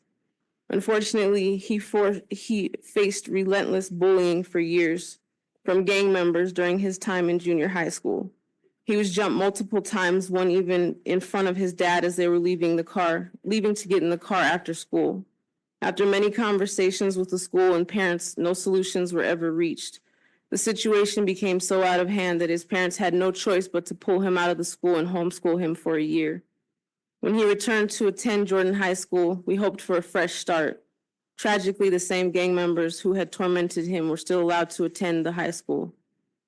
One night last month, after a high school football game, my nephew was murdered by these very individuals. Keen was 16 years old. Keen's life, full of promises and potential, was cut short by the very system that was supposed to protect him. I can't help but wonder if the school would have taken any actual measures, remove, suspend, investigate anything towards those kids. Would Keen still be here with us? This heartbreaking incident is not an isolated case. It highlights the systemic failure where delinquent students with a record of violent behavior, below average grades, and participation are allowed to disrupt the educational environment of other kids. These policies are not only failing to rehabilitate troubled students, but are also compromising the safety and educational experience of those who are dedicated to learning and achieving their goals. We need to change these policies, and we need to change them now. We need stricter rules to make sure students that pose a danger are placed in environments that can better support their needs. To be clear and to the point, I've researched 10 suggested changes that could be easily implemented. Immediate investigation and documentation, notifying law enforcement, increased supervision, gang intervention programs, parental involvement, counseling and support services, safety plans, zero tolerance disciplinary plans, utilizing the school resource officers, and ongoing monitoring. We need to protect all students so that school can actually be a safe place for learning. Thank you. David Gotti. Gotti. Okay, thank you. Hi, I'm Dr. Dave Gaddy. I'm a dad of a couple of kids that one went to Jordan High School and one's still going there and will graduate in about 6 months. Superintendent Robbins, board members, and community. Late at night on August 23rd, 2024, I was awakened by the sound of my son talking to my wife as we laid in our bed. I was trying to understand what he could be talking to us about at that time of night. As the fog of sleep lifted, I understood my son to be telling us that his friend and teammate was stabbed just a few feet off of Jordan High School's campus while my son was attending a football game in the stadium nearby. As he was talking to us, a text came through his phone informing him that his teammate, Kean Hamilton, had in fact died. I want to first explain how amazing the school has been in their support of the students of Jordan High School in the wake of this tragedy. I believe that they've been over backwards to help students cope with their at times overwhelming grief. Dr. Eschler and his team have checked in with my son and his teammates many times through this very difficult time. My son reported his teachers expressing sincere concern and care for him in class. I'm here tonight to address something that this tragic event has helped bring into better focus. This is something that's not a Jordan High School problem, a Canyon School District problem, but a state of Utah problem. The problem is simply the handicapping of schools to connect students to the help and resources of the juvenile justice system early in their deviations from a socially acceptable path. In 2017, the state of Utah passed what they called the Juvenile Justice Reform Act. These reforms handcuff schools by disallowing referrals to law enforcement for what the state believes to be smaller infractions. These are things like chronic truancy, school disruption, drug possession, and disorderly conduct. Instead of intervening with children when they start to veer off the path, we're now catching them once they are so far down a devious path that they're taking lives at high school football games. The disparate treatment of children in the juvenile justice system has encouraged gangs to recruit children. Gang leaders know that children are treated different and in most cases receive far less punishment than adults do who commit the same crimes. In a recent KSL News article, Salt Lake County Sheriff Rosie Rivera said, adults are having these kids do the crime for them because the juveniles are treated differently in the court system. The article continues, Rivera, who worked for many years in the Metro Gang unit, said, it's astonishing to hear today how many 13, 14, and 15-year-olds are being recruited into gangs. So what's the ask? Why am I here? I'm here to ask the Canyon School District to lead out in the removal of documented violent offenders and gang members from brick and mortar buildings in the district.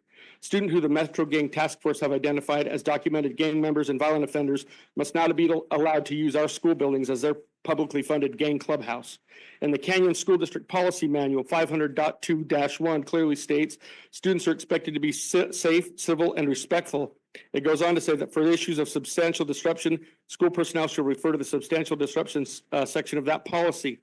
Substantial disruption and dangerous conduct is conduct for which suspension shall or may be imposed and is prohibited on school property.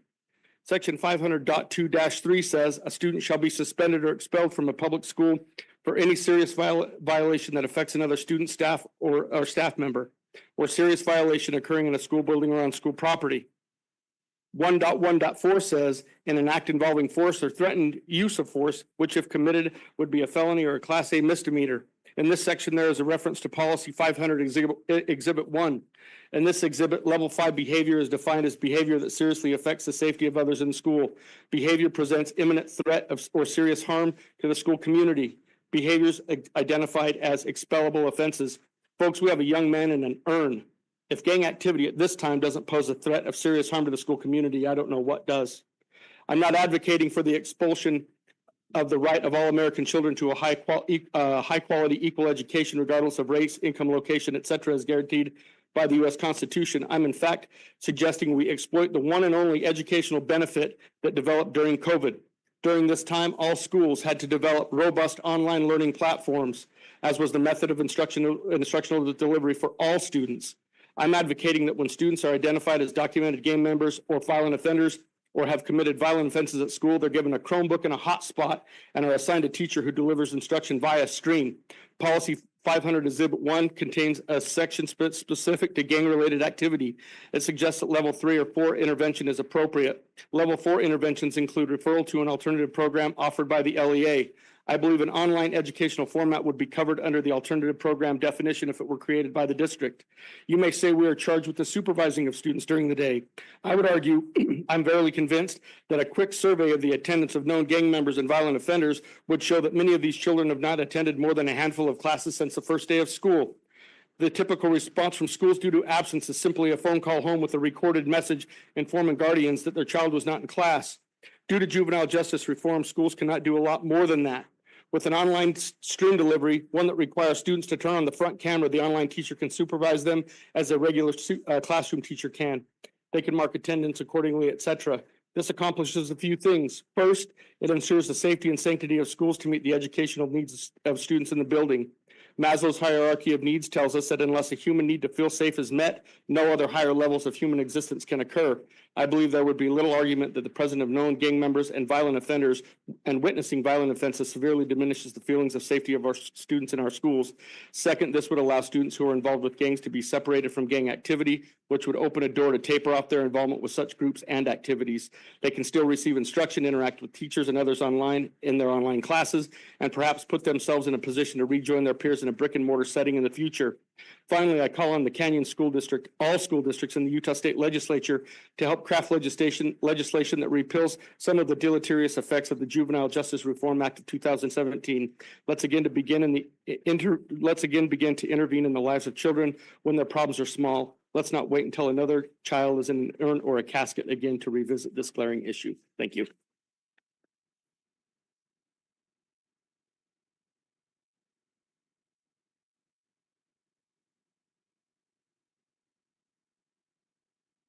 Okay, thank you. Dennis Leodemus?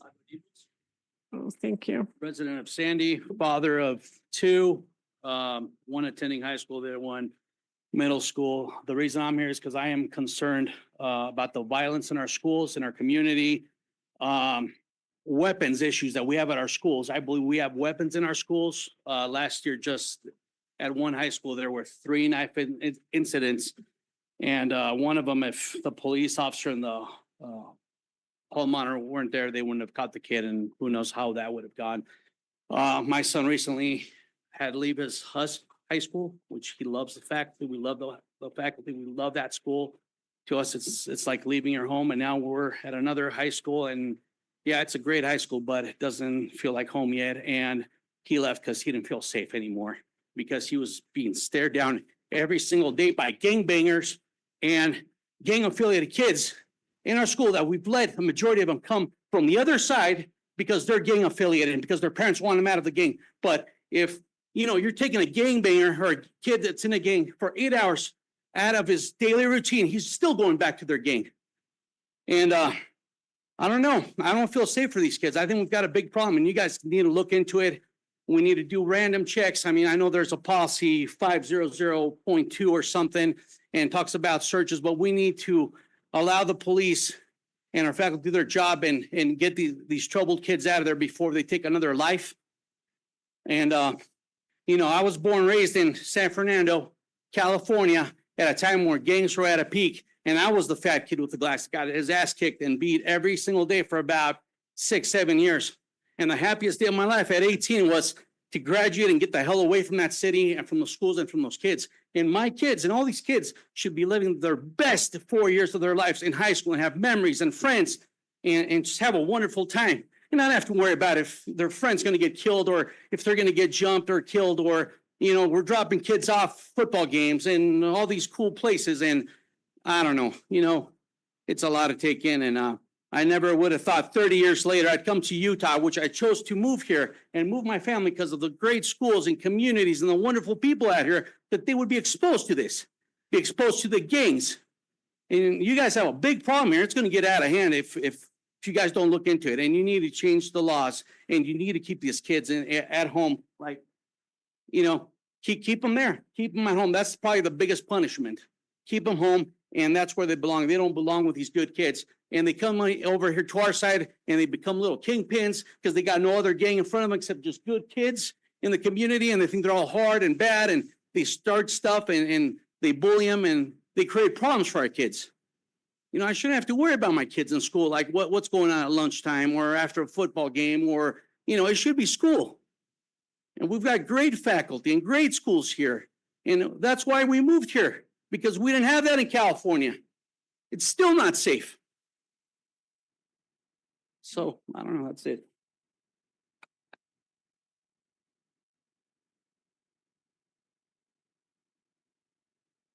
Okay, thank you. Dawn Alley.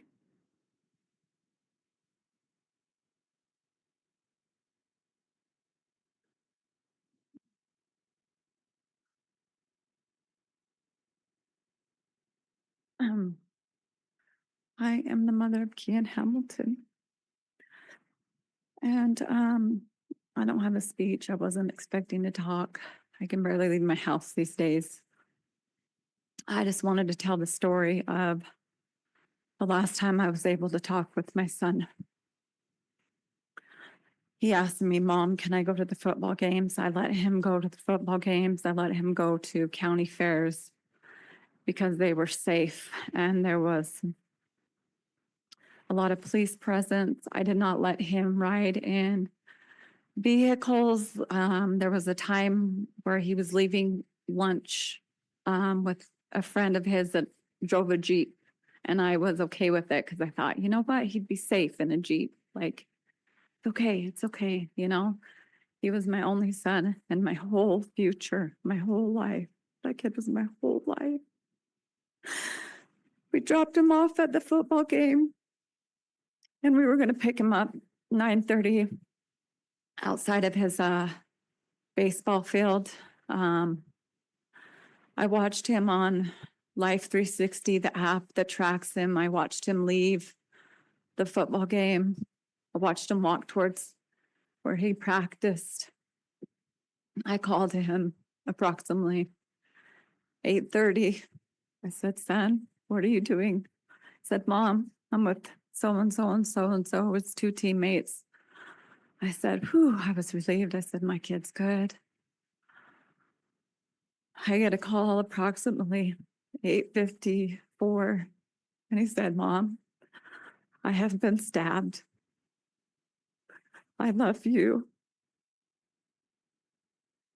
I came to find out later he was stabbed by a gang member that was brought to the football game by one of the students at Jordan High who was still attending school there until last Wednesday. I know that hands are tied and there's policies. I now have no son that attends any school. But if it wouldn't have been my son that night, it would have been one of his friends. And I have to say that they are pretty dang innocent. No mother deserves to live the way I'm living right now because I'm really living in a hell. I can't even leave my house. Like I had to take everything in me to come here. And when I tell you my kid was a good kid, I swear he was a good kid. He was not a gang member and he was not running the streets. Like I have access to all his social media. I look on him daily. Yeah, that's that. Thank you. Jeanette. Hi, I'm a parent of a student that's gonna be attending Jordan High School. And my son was a very close friend to Kian Hamilton. I'm very concerned for his safety as well as any other student that's attending Jordan at this time. Um, you know, it's my only son as well, you know. I would hate for anything to happen to him as well as his best friend, you know, passing away for an incident that was not, it should have been prevented by keeping those kids out of the school system. They need to stay home. Let their parents take care of them. My son is not a studious kid, but he's willing to learn and keep up with his grades to attend school. We do everything we can for our kids to go to a safe place, to stay safe with our teachers. You know, I would hate for anything to happen to my son because of any gang violence that might happen, any retaliation that he might face. I don't want to be that parent that loses a kid like one of my good friends lost her son. It's not safe for anybody to attend those schools. Kids don't care that are in a gang related affiliation. They don't care. You see it on videos. They put videos on social media. It's a joke to them. Why should they take a teacher's time in their safety and any student's safety? It's not fair for anybody else that's attending those schools to see the bullying in the hallways, the pushing into the lockers, the fighting in the bathrooms. There's not enough people to keep them safe. I don't want my son to come back home with a black guy because he has the right to defend himself. I've told them so. If somebody faces you and you're being threatened, take care of it because I don't want to lose you either. He wants to take care of everybody, and he is facing a guilt that he was not able to be present to save his friend. The school system is not doing anything. The police departments are not doing anything to keep anybody out of the school system that doesn't need to be there. I want my son to be safe when he goes back to Jordan. I don't want to be able to transfer him schools because I don't feel safe that he's there. I don't want to be like my friend worried about that 360 app. Where's my kid? I want him to be okay. I don't want to have to be that parent that calls him every 5 minutes. Are you okay? Has anybody talked to you? Giving you a bad look? Because my son is worried about that. I don't want to lose my son, my only kid. Just like my friend lost her son, her will for living. I don't want to be that parent. I don't want any of my friends to face that past or what could be. It's scary. It's scary, you know?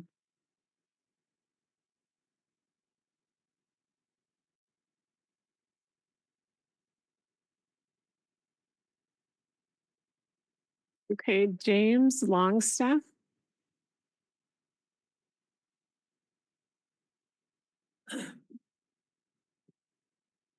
Okay. Hello.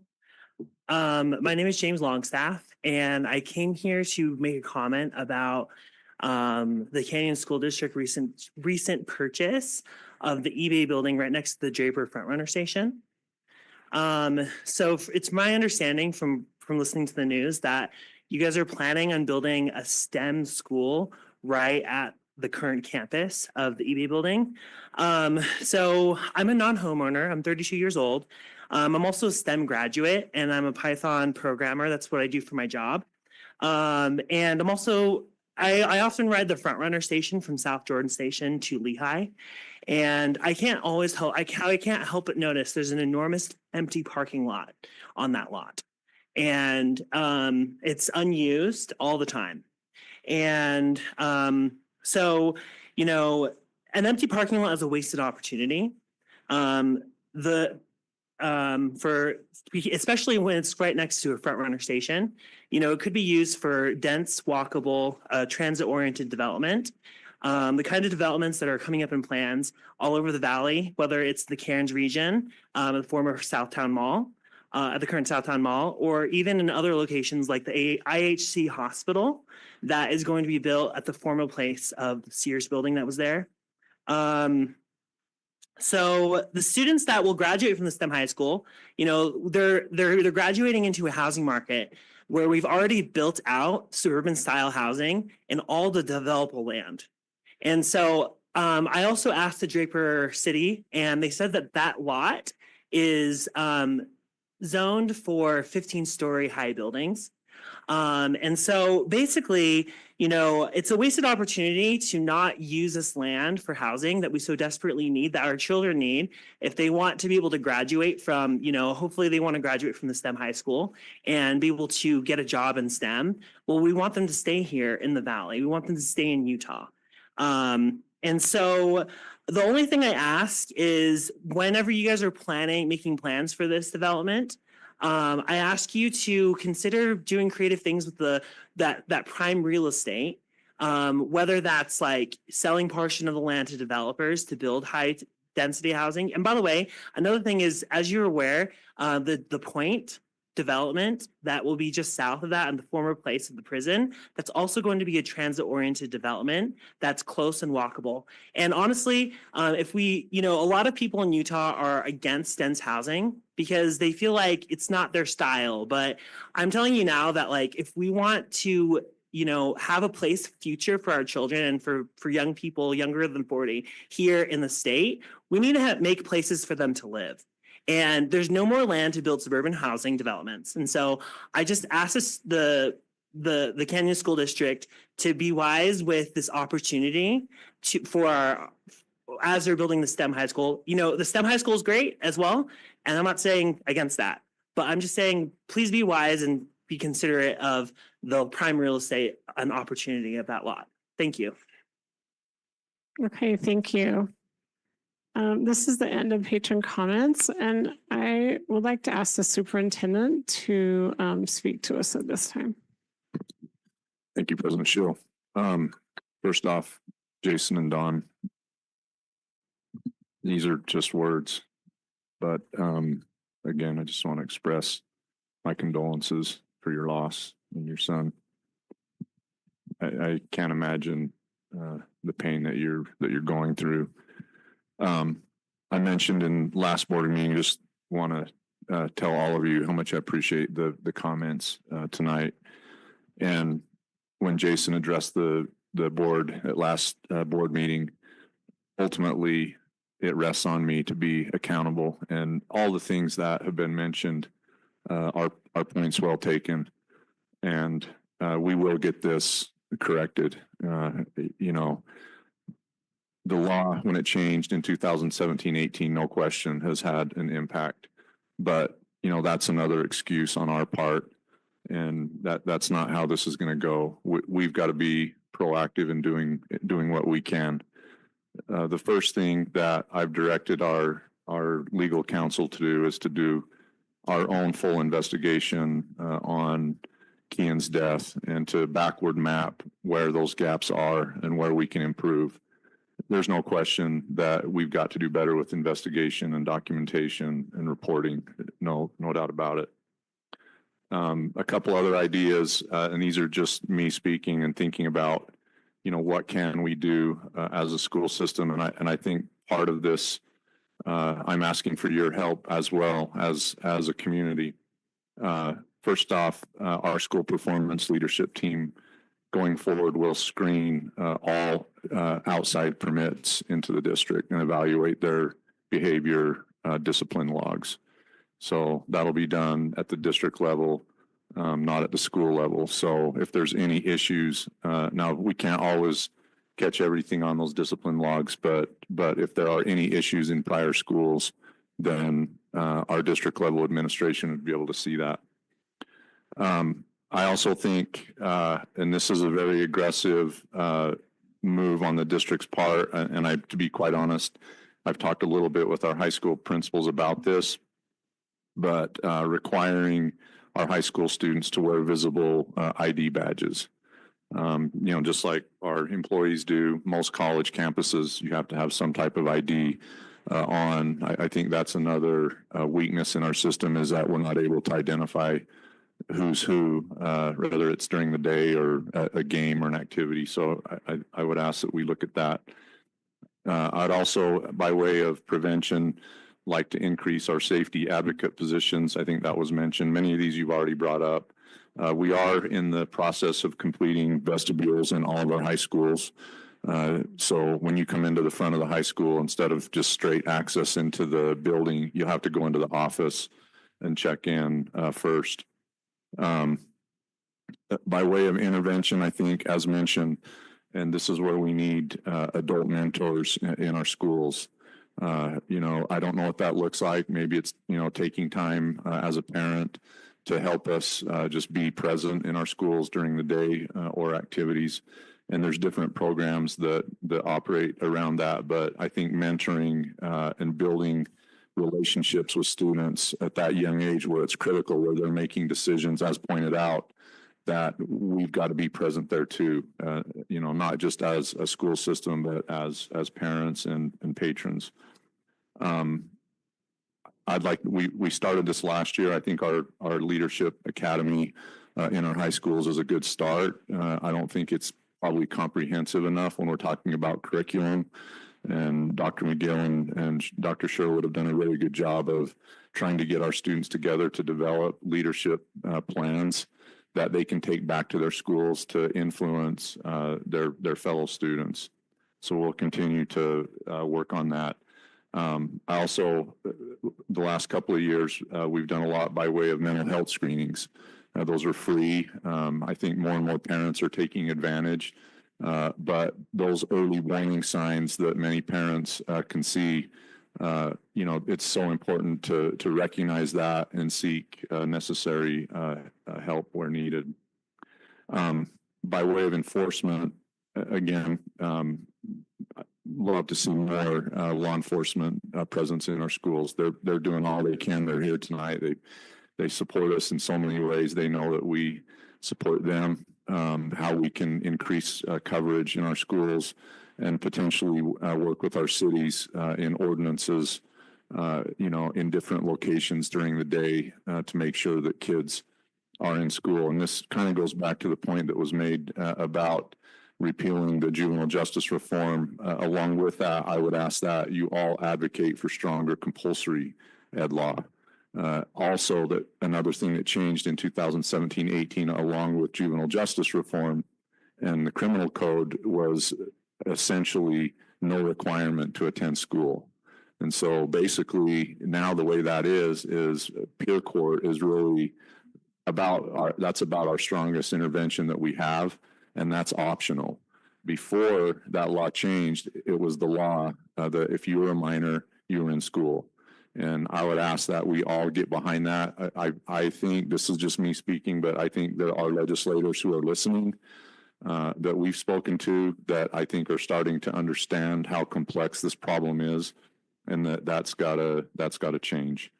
I also have talked with our team. We will strengthen student discipline, especially those with violent offenses. As pointed out, there are other options. And whatever we need to do to make sure that they're insured and guaranteed an education, but it doesn't necessarily need to be in a regular school setting. So we'll continue to work on that.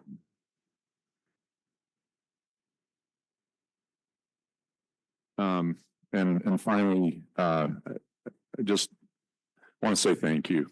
This is a tough situation. And I know there's a lot of hurt and grief and anger.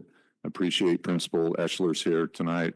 Been in contact with him through all of this and trying to problem solve and think through what we can do better. And I accept that responsibility. If I can't be held accountable to help make changes, then frankly, I shouldn't be your superintendent. So we will work on this.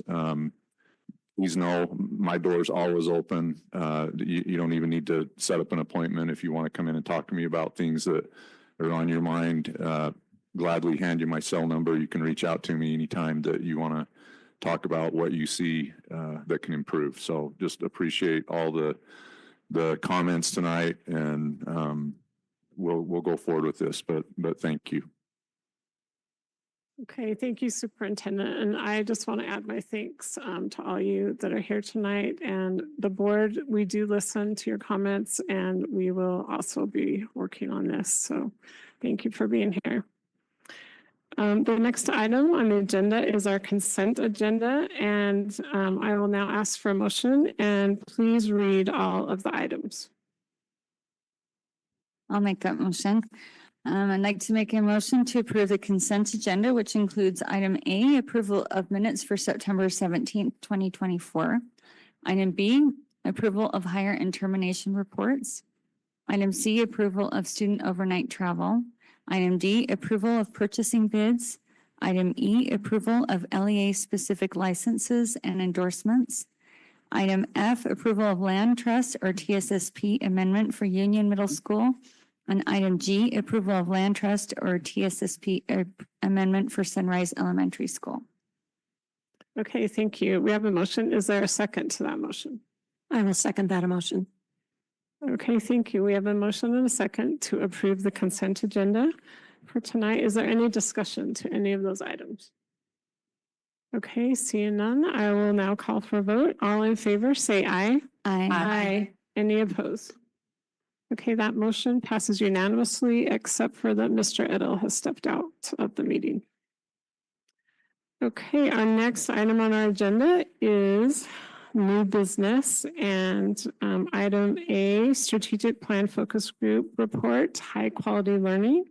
And Dr. Amber Roderick Landward, Director of ISD, will present this. Good evening. I'm honored to be here tonight to represent the High Quality Learning Strategic Plan Committee. We have quite a good time working through the biggest section of the strategic plan, I might add. So before we get started, I just want to shout out to our committee members, the board members serving on this committee, our President Schill, Amanda Oakes, Holly Neibauer, as well as our CSD administrators, Dr. Robbins, Assistant Superintendent McKay Robinson, school performance directors, and then I have the pleasure of facilitating this fine group. This particular section, I'm not being facetious when I say this is the biggest, meatiest section. There are 4 key areas, focus areas within high quality learning. You can see the impact statements listed here. Within each of those impact statements, there across the 4 of them, there are 6 strategic initiatives and 16 success criteria. So it's quite comprehensive and very complex. And so we definitely have our work cut out for us every meeting as we try to tackle what this looks like and what it's going to look like for the future. I just want to remind folks of the highlights and some of the updates that we did in early June of this year for the 23-24 school year. I did want to link those again because that was quite a brief presentation. So just again, wanted to highlight some of the things that we've done across those 4 focus areas and those 6 strategic initiatives and 16 success criteria. The ones that I'll highlight are just that we, in the last year, wrote over $1 million in new funding and grants to specifically focus on the STEAM integration and supporting some developments, K-12 in that, but really honing in on the K-8 experience as well. We also really tried to ramp up the extended learning opportunities. And last year, we really bounced back from COVID and we had nearly 4,800 students, kindergarten through 8th grade, participate in extended learning opportunities. These are opportunities that they access outside of the school day to be able to engage in a number of activities related to those strategic initiatives listed in the strategic plan. Also, one of the big sections in the strategic plan is about personalized professional learning for our employees. And just wanted to highlight that again, last year we had over 560 professional learning opportunities, and that was just for our licensed educators. So really pushing the boundaries there, hopefully, and we'll continue to do so. And then finally, I mentioned this in the spring as well, but the instructional guides where we integrate a lot of those strategic initiatives and where we can monitor those success criteria comes from those instructional guides. We publish 64 of them roughly every year. And last year alone, we had views, those were viewed over 1.73 million times. For more specific details, I did link in the year-end summary if you wanted to go back and review that. So last year, we really kind of attacked multiple angles and looked at different ways that we can enhance things that we're already doing, but also, like mentioned here in these highlights, things that we can grow and build and add on that will support our progress in the strategic plan. So as we move into this school year, we really wanted to take a closer look at these 6 strategic initiatives and the 16 success criteria across those 4 areas, and really try to narrow in the focus around some of that new development and vision that we all kind of imagined when we wrote the strategic plan and participated in the focus groups. And so we spent our last committee meeting, our first one of the school year, really kind of, I don't know if I said this to the committee, but I was really leaning into what Drew Shantz had said to us when he presented to you all at the board meeting a couple months ago, maybe it was just a couple weeks ago. Time's all running together. That's how it is this time of year. But he said, we can do anything, but we can't do everything. And so given the vastness across the high quality learning focus areas of the strategic plan, we really tried to narrow first, what do we mean with each of these focus areas and what is the essence of each of these areas? And so we spent some time really digging into each of those and clarifying the heart of those 4 categories. From those 4 categories, we then, similar to what you heard about from the Access and Opportunity Committee, we spent some time then identifying from the success criteria what those actionable and critical projects were going to be for each of those areas. And then also similar to Access and Opportunity, we then wrote all of those down on sticky notes, spread them across those 4 areas, and began the process to really group kind of our like ideas.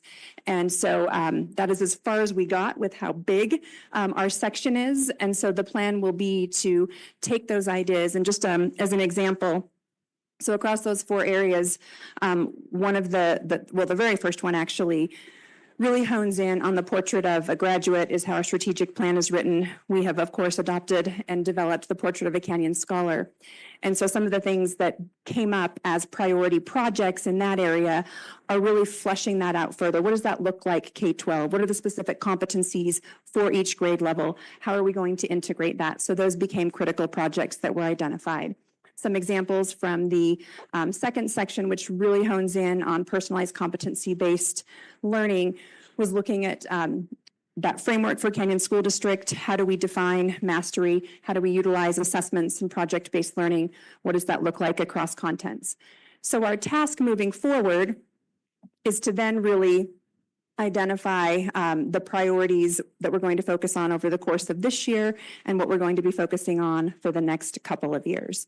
So we will attend to that in our meeting in November and look at developing and finalizing those priority projects and what they'll look like across implementation for the next 1 to 3 years. So those are our next steps, essentially. That was a real Cliff's Notes version, and I'd love to invite my fellow committee members to jump in with some additional highlights from our last meeting and our plans for the future if they so choose. Okay, board, are there any comments or questions?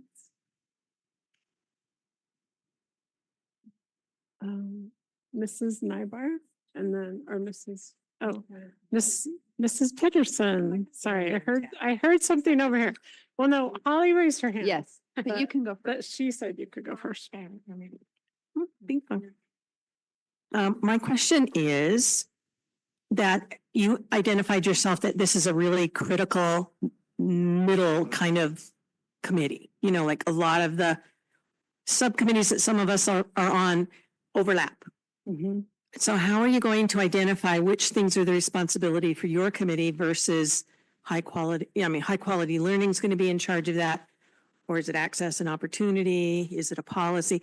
You know how we're all overlapping and we don't want to work harder than we need to, and we want to support one another. So is there thoughts of how we're going to identify who's responsible for different ideas? Sure. I mean, off the top of my head, I think if we identify where there is some overlap or some maybe questions where on our committee we're saying, is this us or is this access and opportunity or is this human-centered supports? I think that's a great opportunity for we as facilitators to work with board leadership and the superintendent to identify what makes the most sense in terms of who's going to really focus on developing the work and monitoring the progress as we bring it back to the full board. So I would just anticipate that's a collaborative So as the groups were process. talking, and I was thinking the same thing, I just wanted to just talk about it for a minute, that we would identify in our own groups priorities and then see where we think as a group it would be better and then delegate those out with the department heads. I think that makes a lot of sense. I think that makes sense. I just want to make sure that as we're really deeply diving now in and refining what we're working on and probably cutting out some of it, I guarantee we're doing too much. We're doing too much. And sometimes it becomes too much for the people we pass it on to. And so I want to make sure that what we're doing is effective and efficient and smart. We need smart goals. I think that's a really good point. So I just was kind of questioning that. Thank you. Okay, Mrs. Nybar, thank you, Karen. And first off, I wanted to thank Amber for leading this group. It is I think you said it best at the beginning. There's a lot of meat in the There is. and a lot to tackle. And by design, right? I mean, as a district, we should be all about high quality learning. That does need to be the epicenter of our focus. And I was just going to talk about the importance of, what's difficult is as we've seen in these meetings is next steps. That's the difficult part because we have, okay, how many things can we actually feasibly do this year versus next year and in 3 years? And I think that it will be crucial as we are spreading those things apart to look into bite-sized pieces and do some diagnostic a little bit about, okay, so if this, then this. Karen's point, and I really appreciated that. I think efficiency is very important. Early on in the process, actually, I remember Mrs. T saying something about the fact that there should be some overlap, because if there's overlap and one of these things is overlapping in more than one committee, it kind of almost gives us greater focus and emphasis, right? That this is important in multiple categories. And so I do appreciate the idea with efficiency, but I think we need to be careful about when we push it off to one area, because if I'm looking at it through an equity lens or access and opportunity, it may be slightly different than if I'm looking at it through the high quality learning. So I think initially there will be some really good work done in all of the committees, right? If there is some overlap, and then we'll have to be strategic about then who gets it. But I think, to my mind, those items that are overlapped in multiple categories, it kind of gives me this sense of, well, then those are some of the most important things, right? If it goes with many. But anyway, I'm excited for this group. We have our work cut out for us, and thank you for leading us. Indeed. Okay, and I just want to say I really appreciate our last meeting, and we had a really good discussion. And I'm just really happy we're kind of like going through the whole strategic plan of the area of focus of high quality learning, and that we are deciding what our priorities are. Because like you said, we can do anything, but we can't do everything. So I just think that's important. And I think all the strategic plan focus groups are doing that. So I just think this is really good that we're doing this at this point. I'm going to really figure out what direction we're going in. So, and thank you. Thank you. Okay, so the next item on the agenda is this constitutional amendment A discussion. So we do have a statement that Nancy prepared, and she did pass that out. I think everyone has. So I kind of want to just make sure we're not going to vote on this, but just kind of make sure everyone is in agreement with it. We can talk about kind of, we can advocate and share this personally, but not as a board as a whole, but as persons, we can advocate for this or against this. So anyway, does anyone want to go ahead and say anything? I would like to have it read into record, if that's possible. Like, to actually read it. Sure. Does someone want to do that? I think it makes sense to have Nancy do it. Okay. Nancy, you are up. Okay, but before we do that, I just drafted some ideas and I got a little bit of feedback, so I'm not, I mean, I guess, are we ready for it? Do we have other ideas? Do we have anything that? Does anyone else have any other ideas? Mrs. Nybar? I don't have another idea, but I have read it and I actually think it's very clear, very concise and very powerful. So I like it the way it is. So me too. I would agree. Anyone else? Want to say anything? I think it's perfect. Go ahead. Okay. It seems like everyone is in favor of it. Anyway, thank you, Nancy, for your work on this. Okay, and I just want to emphasize that this whole exercise is a matter of 7 individuals who share a common opinion on this. It's not an official action of the district or official statement or stand of the district.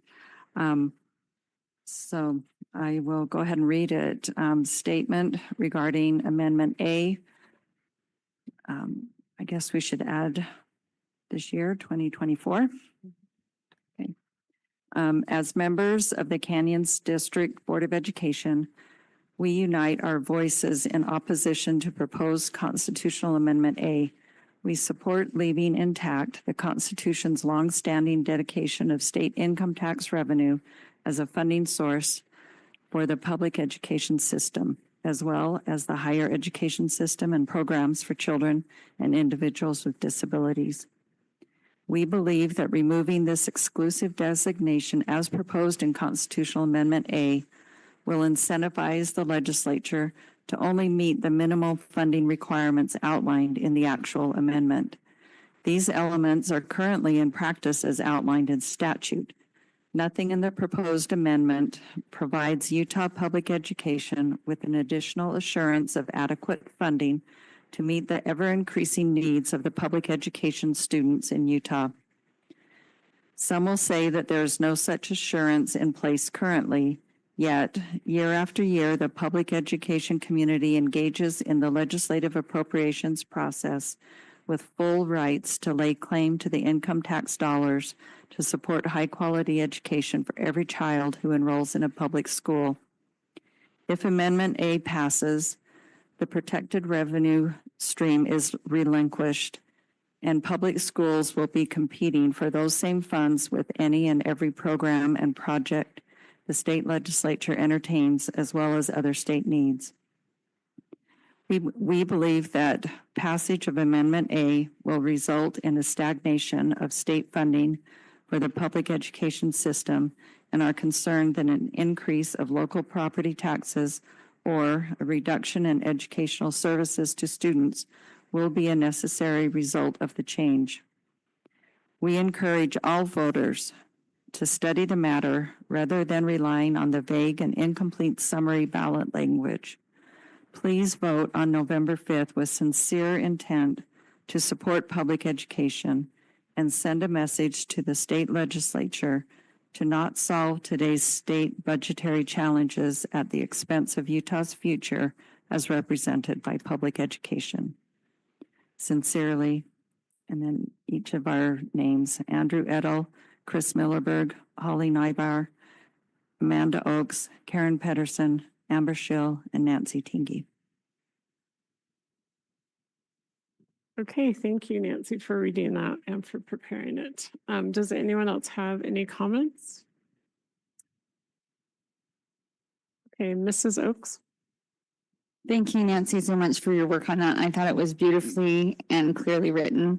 Something that I do want to point out that I think is important, and Nancy and I had this conversation. While I know that there are members of the state legislature who think that this is a great idea for public ed, because then we can go up and volley with all of the other groups for different monies. That's actually not true. I mean, based off of how much our hands are tied, as evidenced by us not being able to take a position as a board. Our hands are similarly tied in how much we're able to actually lobby for anything at the legislature. So the minute the earmark is removed, we are thrown into an open arena with that funding with all of the other groups, state agencies or other interest groups combined, with no ability to really get in and play the game. Our hands are tied. And so essentially they have set it up in such a way that we'll never be able to get at that money. Susan and can vouch for the fact that every year we face hundreds, and that's not an exaggeration, of education bills that we are following, and we can barely tread water and keep up. Professional lobbyists that are up there follow maybe a handful. We are simply outmanned and outfunded to be able to even have a voice. And as board members, we try to do what we can on our end, but we have our regular responsibilities, and it's not as though we have the ability to be up there full time. So in that respect, I think it's very important for anyone who has been told that Amendment A is a good idea to really stop and think about what that looks like if it passes. And the other piece is, I know a lot of attention has been brought forward in the media regarding Amendment D, and legislative leadership's description of Amendment D being highly misleading. And I think it's important for the public to realize that this is also similar. It is not clear, and it is not transparent and obvious. I'm of the opinion that it is okay for the public to be given an opportunity to really judge and weigh and make a decision. But when something is clearly biased and swayed and done with such strong lenses in the direction of what they want, rather than having an unbiased third party write the description, we should all be concerned and suspicious. That's my thought. But anyway, and I know that this letter kind of addresses that. I will personally be putting this on my social media and be speaking to anyone I know about it. I think it's very important for the public to realize what's at stake, because this is going to impact generations of school children. So thank you again, Nancy. Okay, thank you, Mrs. Oakes. Would anyone else like to speak? Oh, Mrs. Millerberg. I just want to echo what Amanda shared. When I was teaching at a year-round school, so I had some flexibility in my schedule. So I and my colleague would plan every year to take a day off and go and lobby for bills that directly impacted, especially issues that were brought up tonight with our population that's so concerned about the violence in the schools, because my main task was working with kids who had very volatile circumstances at home and brought them into the school. And the thing that I want to add is that I feel like we have a duty, a responsibility. And sometimes by stepping into a position like a school board, we are gagged and shackled to not be able to say and do the things because people see us as the board. And I think that we should never compromise the school board and their position, but we should also never do it at the expense of speaking up as individual citizens. And so I think people look to us as educators and people that are immersed in the education system in whichever capacity we happen to be. They see us as frontline. They see us as people that should know. They're calling and they're asking questions. And we always have that right to speak up as an individual person and make sure that they recognize we're not speaking as a board, but that we are exercising our institutional knowledge and experience to state the things that we know and see from our perspective. I think we have an obligation to do that, because if we stay silent, then it looks like we're agreeing. And so we need to do that. And I attended last Friday, most of the day. I was at the PTA State Board Convention that was held at Midvale Middle. The PTA takes a stance. This Thursday and the following Thursday, we have a Meet the Candidate night. There will be information accessible to the public. It's published. Make sure that you put that on your social media. Make sure that you speak about it at the school level so that people know. And those issues will be presented there so people can get an objective opinion and can make it. We're not circumventing any information or strategies to try and compromise people's opinion. We're giving them the information so they can make up their minds what they think is best. But I do think that the things that have been said here, the very well-crafted draft that Nancy provided for us, bears getting out there in our personal names. People expect it. I feel that that's part of what we are exemplifying as we advocate for our communities and our kids. Okay, thank you, Mrs. Millerberg. Okay, now can I have a motion to adjourn the meeting as a Board of Education?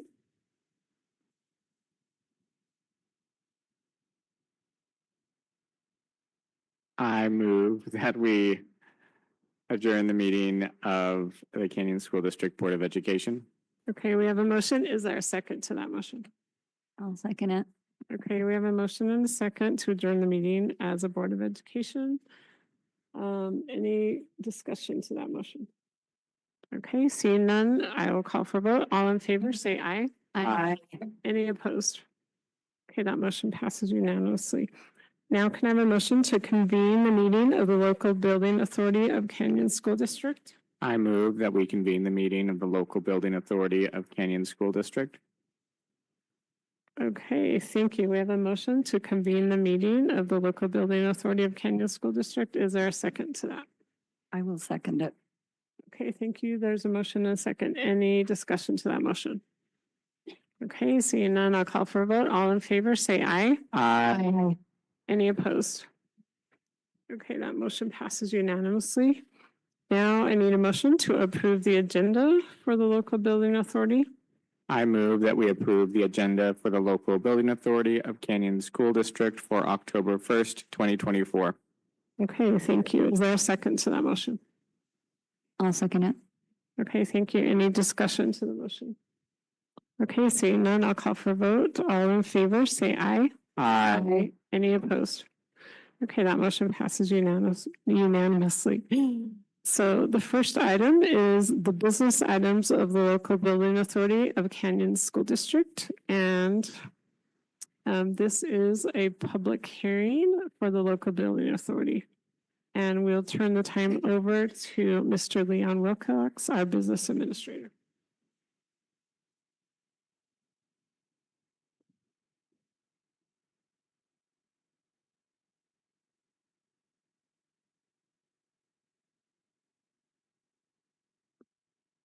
Thank you, President Shill. Just one housekeeping item. I'm passing down as this is we're now in a meeting of the local building authority. This is a specially called meeting. So, and we also had one on September 3rd. So I'm passing down a list for both meetings today and the 3rd of September that you consented to hold this meeting here as it is a special meeting. So if you could each sign that, President Shill, you will sign under the president line, and each one of you could sign on both those documents there just to document that you were in attendance at the local building authority meeting there. Just a few updates on the eBay property. That is why we are here to discuss issuing bonds to purchase this property so we entered into the contract about 6 weeks ago, August 20th, our meeting there. So we have a 60-day due diligence period. So we have been hiring architects, engineers. We've been going through that. We'll talk at length at our next roundtable and our next meeting on October 15th on what we've found in this building here. So our due diligence goes up to October 20th. We issued the September 3rd meeting, we issued a joint statement as the local building authority saying you do intend to issue bonds to purchase this, which brings us, and then to hold a public hearing, which brings us to this meeting here. In October, we'll be preparing bond offering statements and meeting with bond rating agencies. So we have Matt Dugdale, who is our financial advisor, longtime financial advisor to Stifel, here with us. In November, around the 20th, give or take a few days, we look to close on the bonds. Around the 16th of December, give or take a few days, we look to close on the property at eBay if we go that route, okay? So that is the timeline there. This would be, as far as financing the project, this would be the last meeting we have on that. We'll have other meetings on the model, the programs, other things like that. But as far as financing, and we can, in all the legalities, we can include that here tonight as far as issuing the bonds. How we, again, intend to finance this purchase here is we've talked about some property sales. We are on contract for some of our vacant land right now under one piece. We will look at some others as well. The lease revenue bonds, we are requesting you authorize up to $50 million. We may issue less, but up to $50 million. The current lease revenue bonds that we have right now, our payment is about $9.4 million. We're going to look to increase that up to about $12 million going forward through 2040. The higher bond payments, we're going to actually have bigger bond payments on this purchase in the years 2032 to 2040 as we've scheduled and mapped that out. Our objective is not to have a big tax increase right up front on these, but also to grow with the points. So we'll be paying for most of this building during the decade of the 2030s, which ironically is not that far away. To cover the bond payment, that will increase our bond payment by about $2.6 million. So the average tax impact on the average home, which is $703,000 in our district, would be in that $20 to $25 range. It would depend on also the future property sales, future capital projects, and whatever legislative funding we could get. If we could get some of the stabilization money coming our way, that could offset some of that. But you should plan on all things being equal in that $20 to $25 range for that to make that bond payment to acquire this property, okay, on the average home. Again, the new SB 86 requirement. This is a lease revenue bond, which commits money. I want to just read that. Commits money from the future property tax and income tax revenue allocated to the school district. Additionally, a lease revenue bond generally has a higher interest rate than a voter-approved general obligation bond. Again, so we just wanted to make sure we are aware of that. Here's the bond structure that we've had. I put up two charts there. Both, one is issuing 45 million, one is issuing 50 million. So if the one with 50 million, you can see our bond payments get up to about that $12 million mark going out again, ending in 2040. The red on both charts, red, orange, is the 21 issuance. That's where we used for Peruvian Park, Glacier Hills, Julie Winfrey here tonight. That's what we used that money for. And then the blue is for the bonds we just issued for improvements at Jordan, Corner, Hillcrest, and Eastmont Middle. So you can see we're trying to layer that in, and that's why the green is what we do for the eBay building. Again, trying to keep those payments evenly. The one on my left, the 45 million, the bond payments in those it would get up just under 12 million for the rest of this decade. In the 2032, it'd be around that 11.3 million if we only issued 45 million. A lot of that depends on what outbuildings we want to build, if we want to build any, what renovations we want to make to the building. So those are, and the property sales and everything else, an ongoing capital project. So it's a puzzle that we all have to bring together on how we want to fund this going out forward. But those are the two examples there that I put out there. I just brought that 50 million over, and I try to layer it in with our ongoing obligation debt. So as our geo bonded debt that we've used to build all these projects, the 20 or so in the last 15 years, as that starts tailoring down, we'll layer this money in here to keep that bond, those payments even. But again, we do expect to, unless we use future bonding, but we will have a decrease in our, in our tax backed general obligation bonds starting in the 2030 year. There, you can see that there. Again, the red is the bonds we issued in 2010. They're starting to see the end of the life on those. We have 8 years counting this one.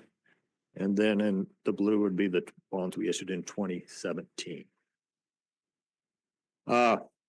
Just to finish off how the remainder of the meeting would go, we'll have public comment here. The public comment should be limited to the issuance of the bonds, the projects the bond proceeds will fund, the economic impact on the private sector. If we've had public comment on other issues, if those other issues should wait till now our next meeting on October 15th. After the public comment, we'll come back. I'll stand back, and these are the documents we'll ask you to approve. They're all on board docs.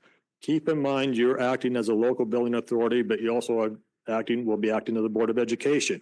So both parties will be agreeing to these documents here. So there's an authorizing resolution of the authority who will actually issue the bonds. And then all these others are supplement or exhibits, but are still documents that you will agree to. One is the third supplemental indenture of trust. Keep in mind you are the board and the LBA are overseen by the same people. So Zion Bank has to step in and make sure the board makes the lease payment to the building authority to cover the debt. Does that make sense? So, there's no conflict of interest there. The bond purchase agreement stating that we are purchasing both entities, the board and the LBA agreed to sell the bonds. Lease agreement is the board is going to lease the building from the LBA, but the ground lease is meaning the board actually owns the ground, and so the LBA will be leasing the ground back. So all these agreements coming together. And then finally, the last one is the official statement. This is where the board this is what we use to send out to the market to issue the bonds so they can review our financial information and see what the bonds would be used for. That will be posted by Matt's team once we get to that point of issuing and selling the bonds. So there's a possible motion there from the LBA. Then we'd adjourn as the LBA, come back as the Board of Education, agree the same documents, only there's a different one for the resolution of the board. All those others remain the same. And then that would possible resolution there. So for the board with that. So oops, I'm going the wrong way. So with that, President Schill, I don't know if anybody signed up, but we ought to just make sure if anybody would like to comment on the issues. Okay, so no one has signed up, but is there anyone in the audience that wants to comment? Okay, please come forward and state your name, and then you'll have 3 minutes to speak. And you were here when I read the whole preamble before, right? Or do I? I was late a few minutes in the beginning, so Well, I think, yeah, it's fine. Okay. Yeah, thank you. thank you all for the opportunity to stand in front of you and say, my name is Milan Konovakovic, and I live in Sandy for 25 years. My house is right across from Mount Jordan Middle School. So my kids grew up here, went to the old Mount Jordan Middle School, Bell Elementary, Jordan High School. This is our neighborhood. So back in that time, it wasn't bad like I heard in the beginning. We didn't have that problem. Sorry about that, to hear that things changed. Hopefully, things will get better. Now to go back about this, the proposal. I don't know how, but I'd like to know some things on last property tax. Canyon School District has 4 lines. And one of the lines says $300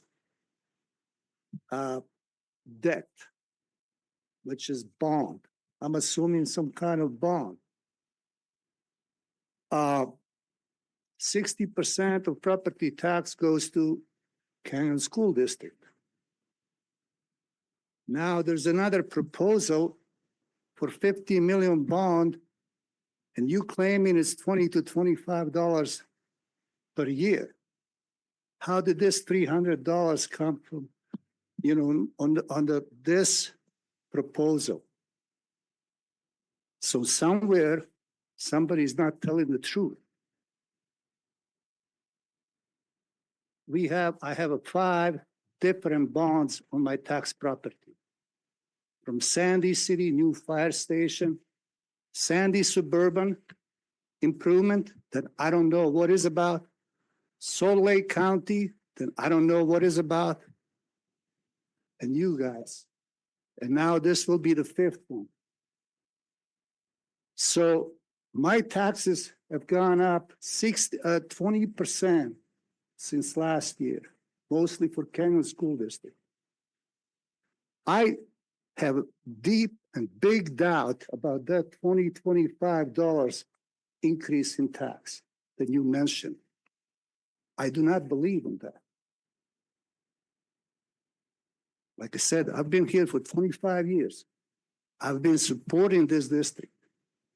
But lately, all this, I lost the trust in that. That's what I have to say. Thank you all. Okay, thank you for being here.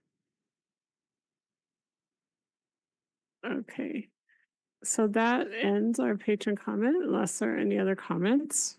Now we will go on to a possible motion. Does someone want to make that motion? I move.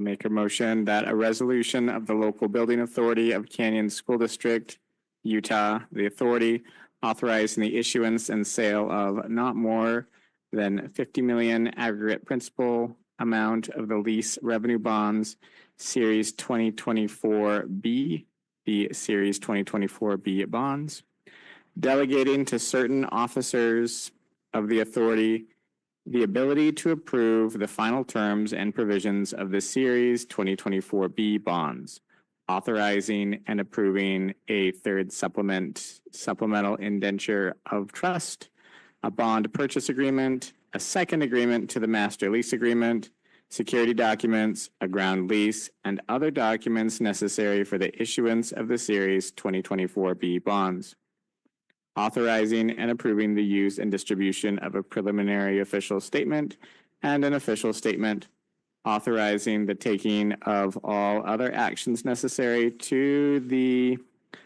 consummation of the transactions contemplated by this resolution and related matters.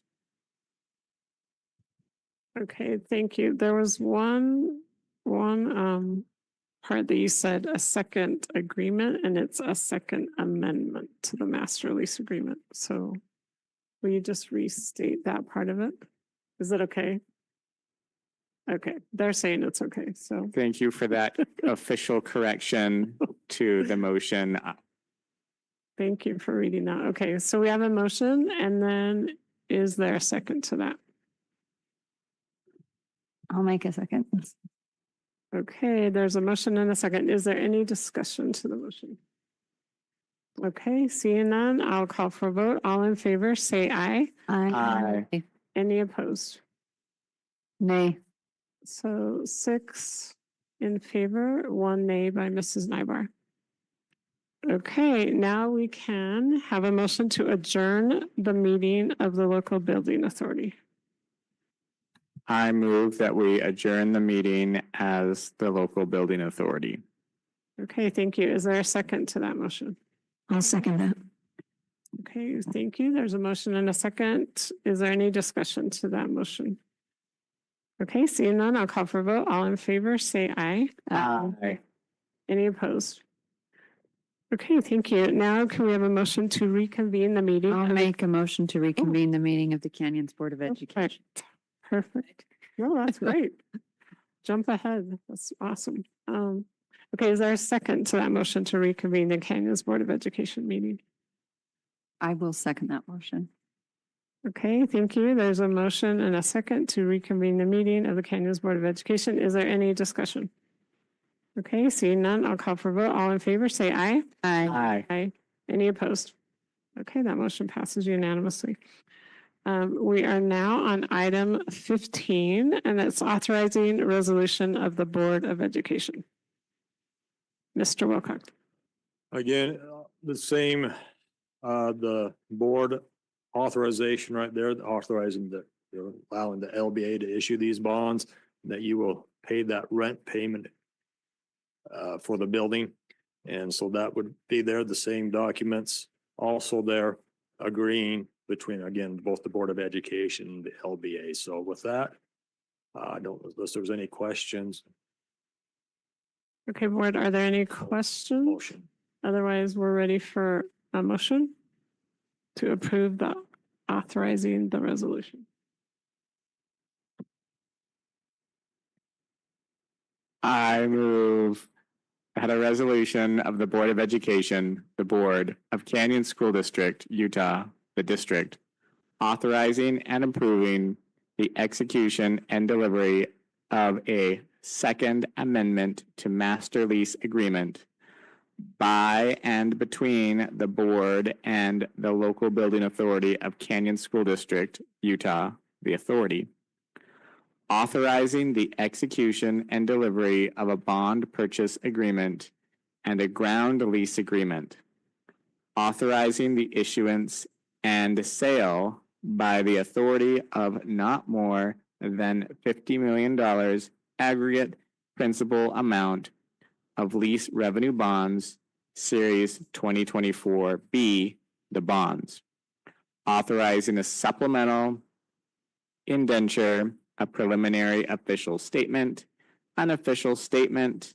security documents, and other documents necessary for the issuance of the bonds, authorizing and approving the use and distribution of a preliminary official statement and an official statement, authorizing the taking of all other actions necessary to the consummation of the transactions contemplated by this resolution and related matters.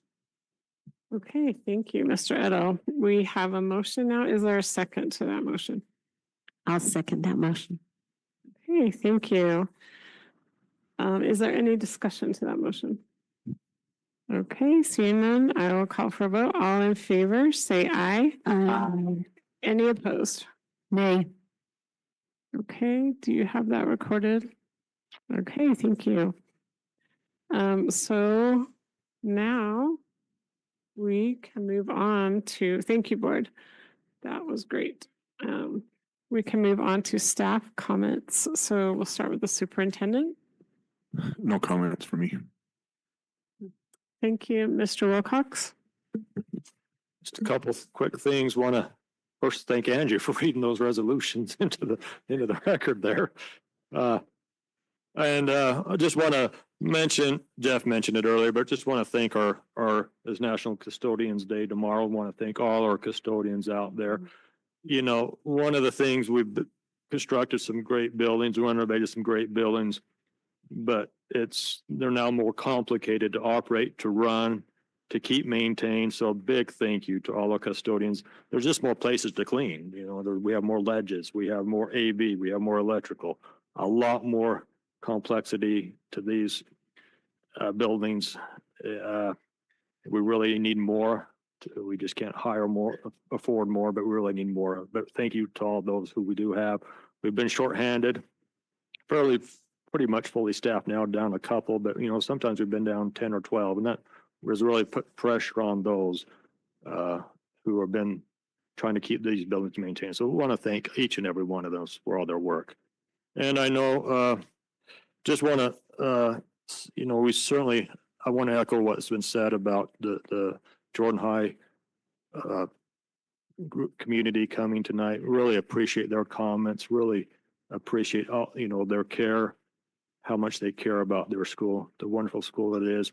I want to thank Rick and Bruce's leadership with this. You know, they have really had we've had a lot of intense meetings this last couple of weeks. So really want to thank them for this. They have really have borne a lot of this on them, and we're trying to find solutions to fix. You know, we know there's issues out there.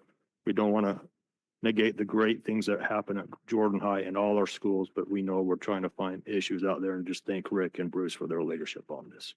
That's all I have.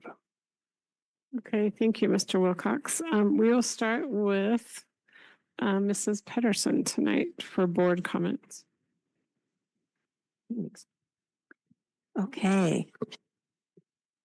Okay, a couple of things I just wanted to mention is that I really appreciate the fact that as I came on as a board member, that our district, few previous boards had the foresight to set up a strategic plan, and that we have been able to really, really move the compass on what we want to accomplish as a district in our different focus groups. I think that we are ahead of many other districts because we have been so strategic. And I appreciate being able to contribute to those comments and discussions and plans. And I'm happy at the direction that our district is moving to. I was able to meet, I and Nancy were able to meet on a committee to plan our canyoneering night in the future. And the canyoneering night, focus is to strengthen both our feeder school patterns and to give our parents stronger supports and places that they can go for assistance. And we'll be discussing this as a board next meeting on the 15th. So we had some really healthy and positive ideas that were shared, and then we're looking forward to sharing those with you. I too was really appreciative of the support that the community has for not just the safety at Jordan, but also for all our high school students. They came not only to present their concerns, but I appreciate that they came and they presented their ideas. They were positive. They were not blaming anyone particular. They just helped focus and recognize that there is a problem, and they were able to give us some suggestions that we can look at and include. And I was really impressed with the ideas that our superintendent has presented. I fully support those. I think they should be implemented in all our schools, not just at Jordan, but in all our schools. I think that will make a lot of the problems that we're seeing more manageable. So that's what I had to share. Okay, thank you, Mrs. Pedersen. Mrs. Miller. I want to speak generally to the population communities that come together to our Canyon schools. I spent lots and lots of time last week in the schools while parent-teacher conferences were being held. I saw how hard the PTA worked to provide meals for the teachers, to staff their book fairs. I walked the halls and saw how many parents came and paid tribute to the teachers and honored their student by listening to their progress and the comments that the teachers could provide for these parents. I think we are lucky to live in a community of parents that try so hard to respect their school systems and the people that come together every day to provide an education for their kids. I'm really impressed and feel honored to be a part of that. I also just want to honor the coming together of the Jordan community here tonight. I feel their loss. I honor their sorrow and can't even imagine the pain that they must be personally suffering from the loss. We share, all of us, in that, and to the extent that we can in the circumstances, and commit ourselves completely to trying to cooperate and partner with all entities to solve this problem so that the students that come to school can feel safe and the learning environment can be productive. Thank you. Thank you, Mrs. Millerberg. Mrs. Oaks? Thank you for what's been said. I agree, and I really appreciate the superintendent's response to our patrons tonight. These are difficult issues. It's nothing that any school principal or superintendent asks for. And I sat there thinking how powerful it would be if these families were willing to come up to the state legislature and talk about the need for juvenile justice changes in the law to allow the schools to address what it is we need to do.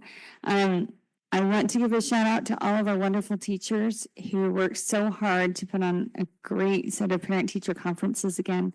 I know it's a ton of work, but it really makes a difference for parents to feel connected to the teachers that spend so much time with their kids every day, and to better understand how they can support them at home. That home and school connection is so critical. And so parent-teacher conferences are something that I really appreciate as a parent, as a board member. And so I want to thank our teachers. I hope you had a restful 3-day weekend. It was definitely well-deserved. So anyway, thanks again. Okay, thank you. Mr. Edel? I want to start by saying how much I appreciate everyone who came to speak to us tonight. And each time we had multiple different topics that were represented here, and every single one of them was important because our entire community is really, really important. I do want to echo what Amanda said about our amazing teachers. We had parent-teacher conferences, and I want to just kind of throw out there that my kids were really excited for us to go see some of their teachers, not because we needed to see them, but because they just wanted us to go see their teachers. And so that speaks a lot to the high quality of educators that we have within our district, that my kids just want us to go talk to them because they're such great teachers. And then I want to circle back to the concerns of the community that we had here, and a lot of the other concerns that have been going on with legislation, Amendment A. And first, I really applaud the parents and other community members who came and spoke to us. They had a lot of passion. They had a lot of great ideas.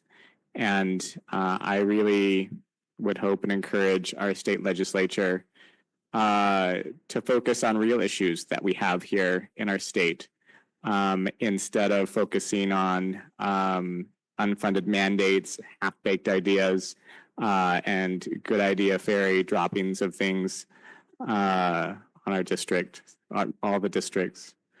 Defunding schools isn't the way to solve our problems. Unfunded mandates isn't the way to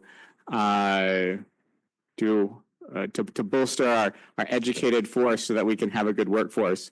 There are real things that we can do, but telling us to solve the problem and then taking away our funding that's not a real solution.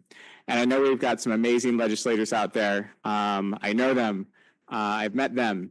And so I do hope that their colleagues can also help to step behind them, and maybe we can work toward real solutions instead of pretend ideas. Thank you, Mr. Edel. Mrs. Tingy. Thank you. Well, first of all, I'm just going to mention a couple of events that I was able to attend. The Foundation Golf Tournament. I was able to spend a few hours at that event in a picture perfect setting, picture perfect weather, everything, including the attendees, the golfers, the friends of Canyons District that were there in support. As has been mentioned quite a bit tonight about the value of community, and that was an example of community coming together for a common purpose of supporting our schools and making things better. And just like what we heard tonight, the community coming together in a really tough situation, but trying to look forward into how things can improve. And then also another event I was able to attend was a unified soccer tournament between schools in Canyons District and Jordan District. And how great that was to see that community coming together in an event that just a few years ago was not really anything on anyone's radar of attention, but to see how it builds the sense of community and belonging amongst young people and in schools. And then I was able to be at a couple of the celebrations with Bella Vista when they were celebrating their achievement as a Blue Ribbon School. And again, that was a community that came together and worked hard, had goals, and worked together to accomplish those goals.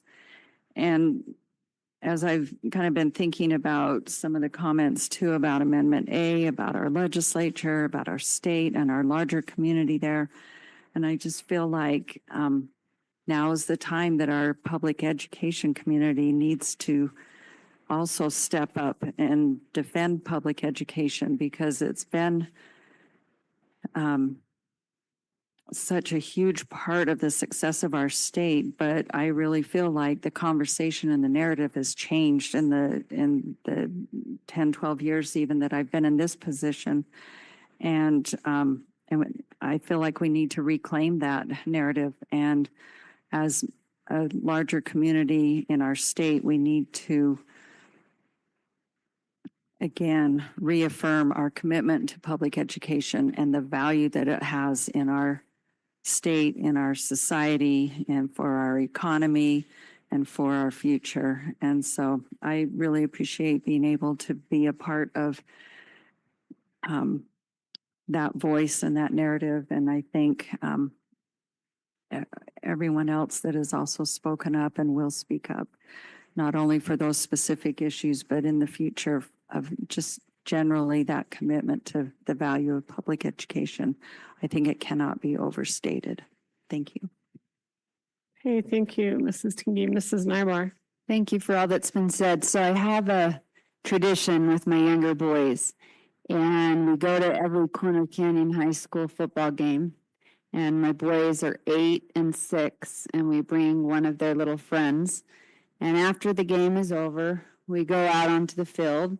We have a little football and we play flies up, and these little boys pretend they're high school football athletes, and they take the football and they kick it into the end zone and they run touchdowns, and it's become a little tradition they look forward to every Friday night.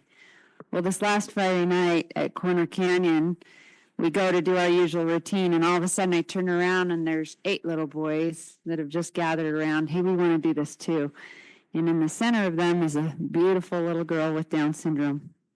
And we're playing this game and we're playing flies up, and, you know, we're all taking turns. And one of the little boys, who's probably 7, passes that football to the little girl, and she runs it down in the end zone, and all the little boys are following her, cheering and chanting, as I am too.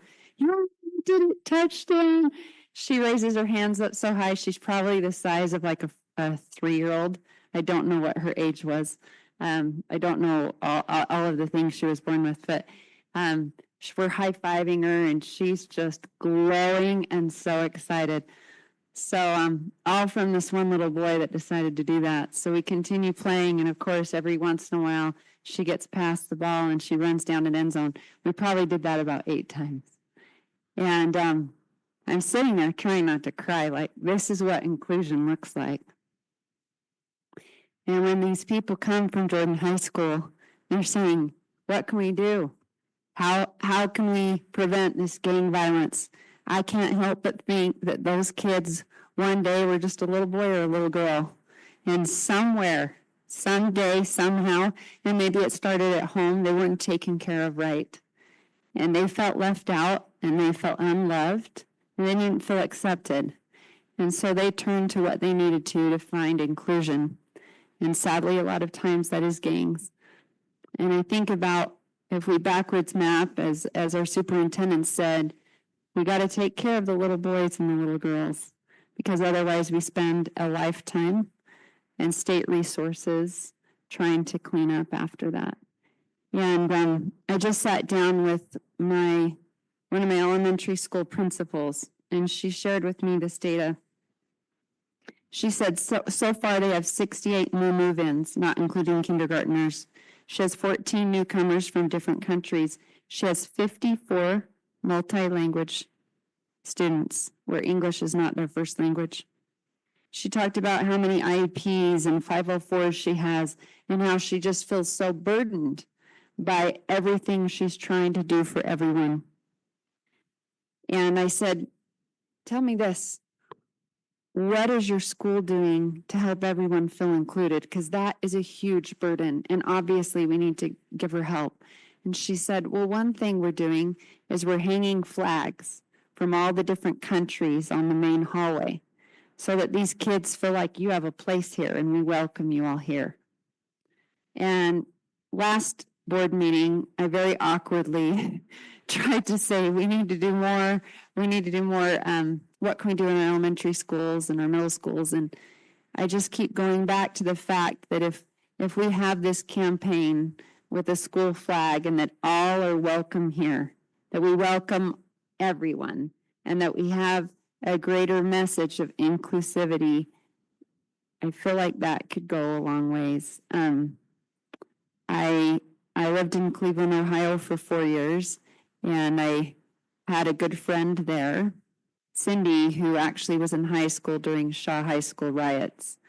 And she talked about how she used to walk down the street and she could smell the Russian food cooking, and she could smell the food from all different countries as she walked down the street to her house, and all these different languages speaking. And that was Cleveland when she was growing up. She said what happened was, sometime in middle school, other families were moving in, and a lot of people were coming from regions that people were scared about. And there was something called red taping happening, where people would call up and say, did you know a family just moved into your street and now your home property value has gone down by this amount, but I'll buy your house from you? And people were scared about the differences that were coming to their community. And a lot of people moved out to the suburbs. And she got a phone call the day of the riot and was told, hey, there's going to be problems because they're trying to do immigration at Shaw High.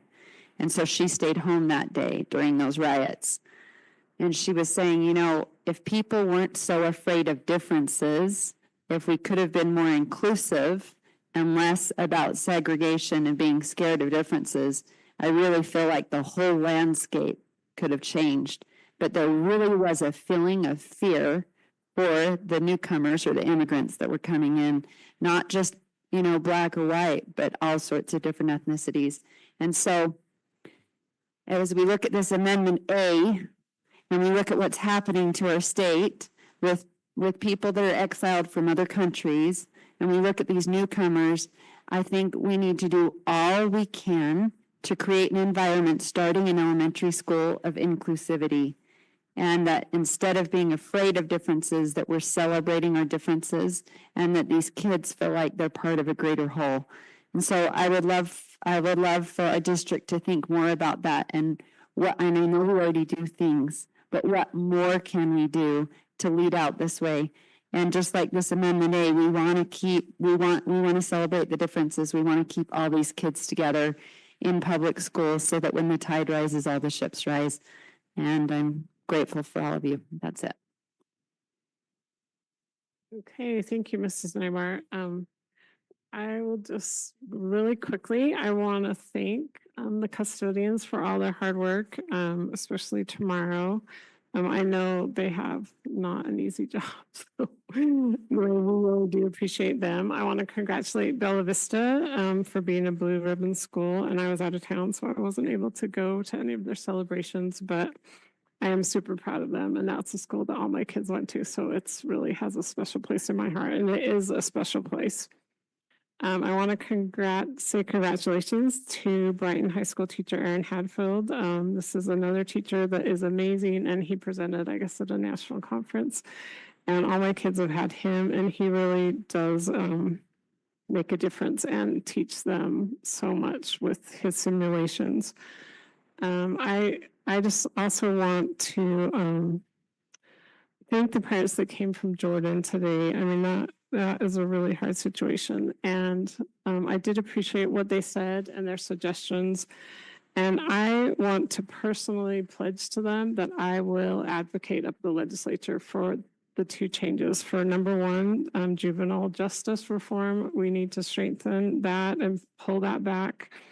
And then also for compulsory education. Like our students need to be in school and we need to have a backstop and something that we can do about it when they're not in school. My last thing is just, I want to appreciate the superintendent for his leadership and for leading out on this difficult issue, and also Principal Eschler. I just saw him at the back of the room and he was deeply affected by what was said today. And I know he is such a good principal with a good heart, and I know he wants to do what's best for students. So I just appreciate him. So that is all. And I thank you, board members, for your work. And I will call this meeting to a close. Thank you.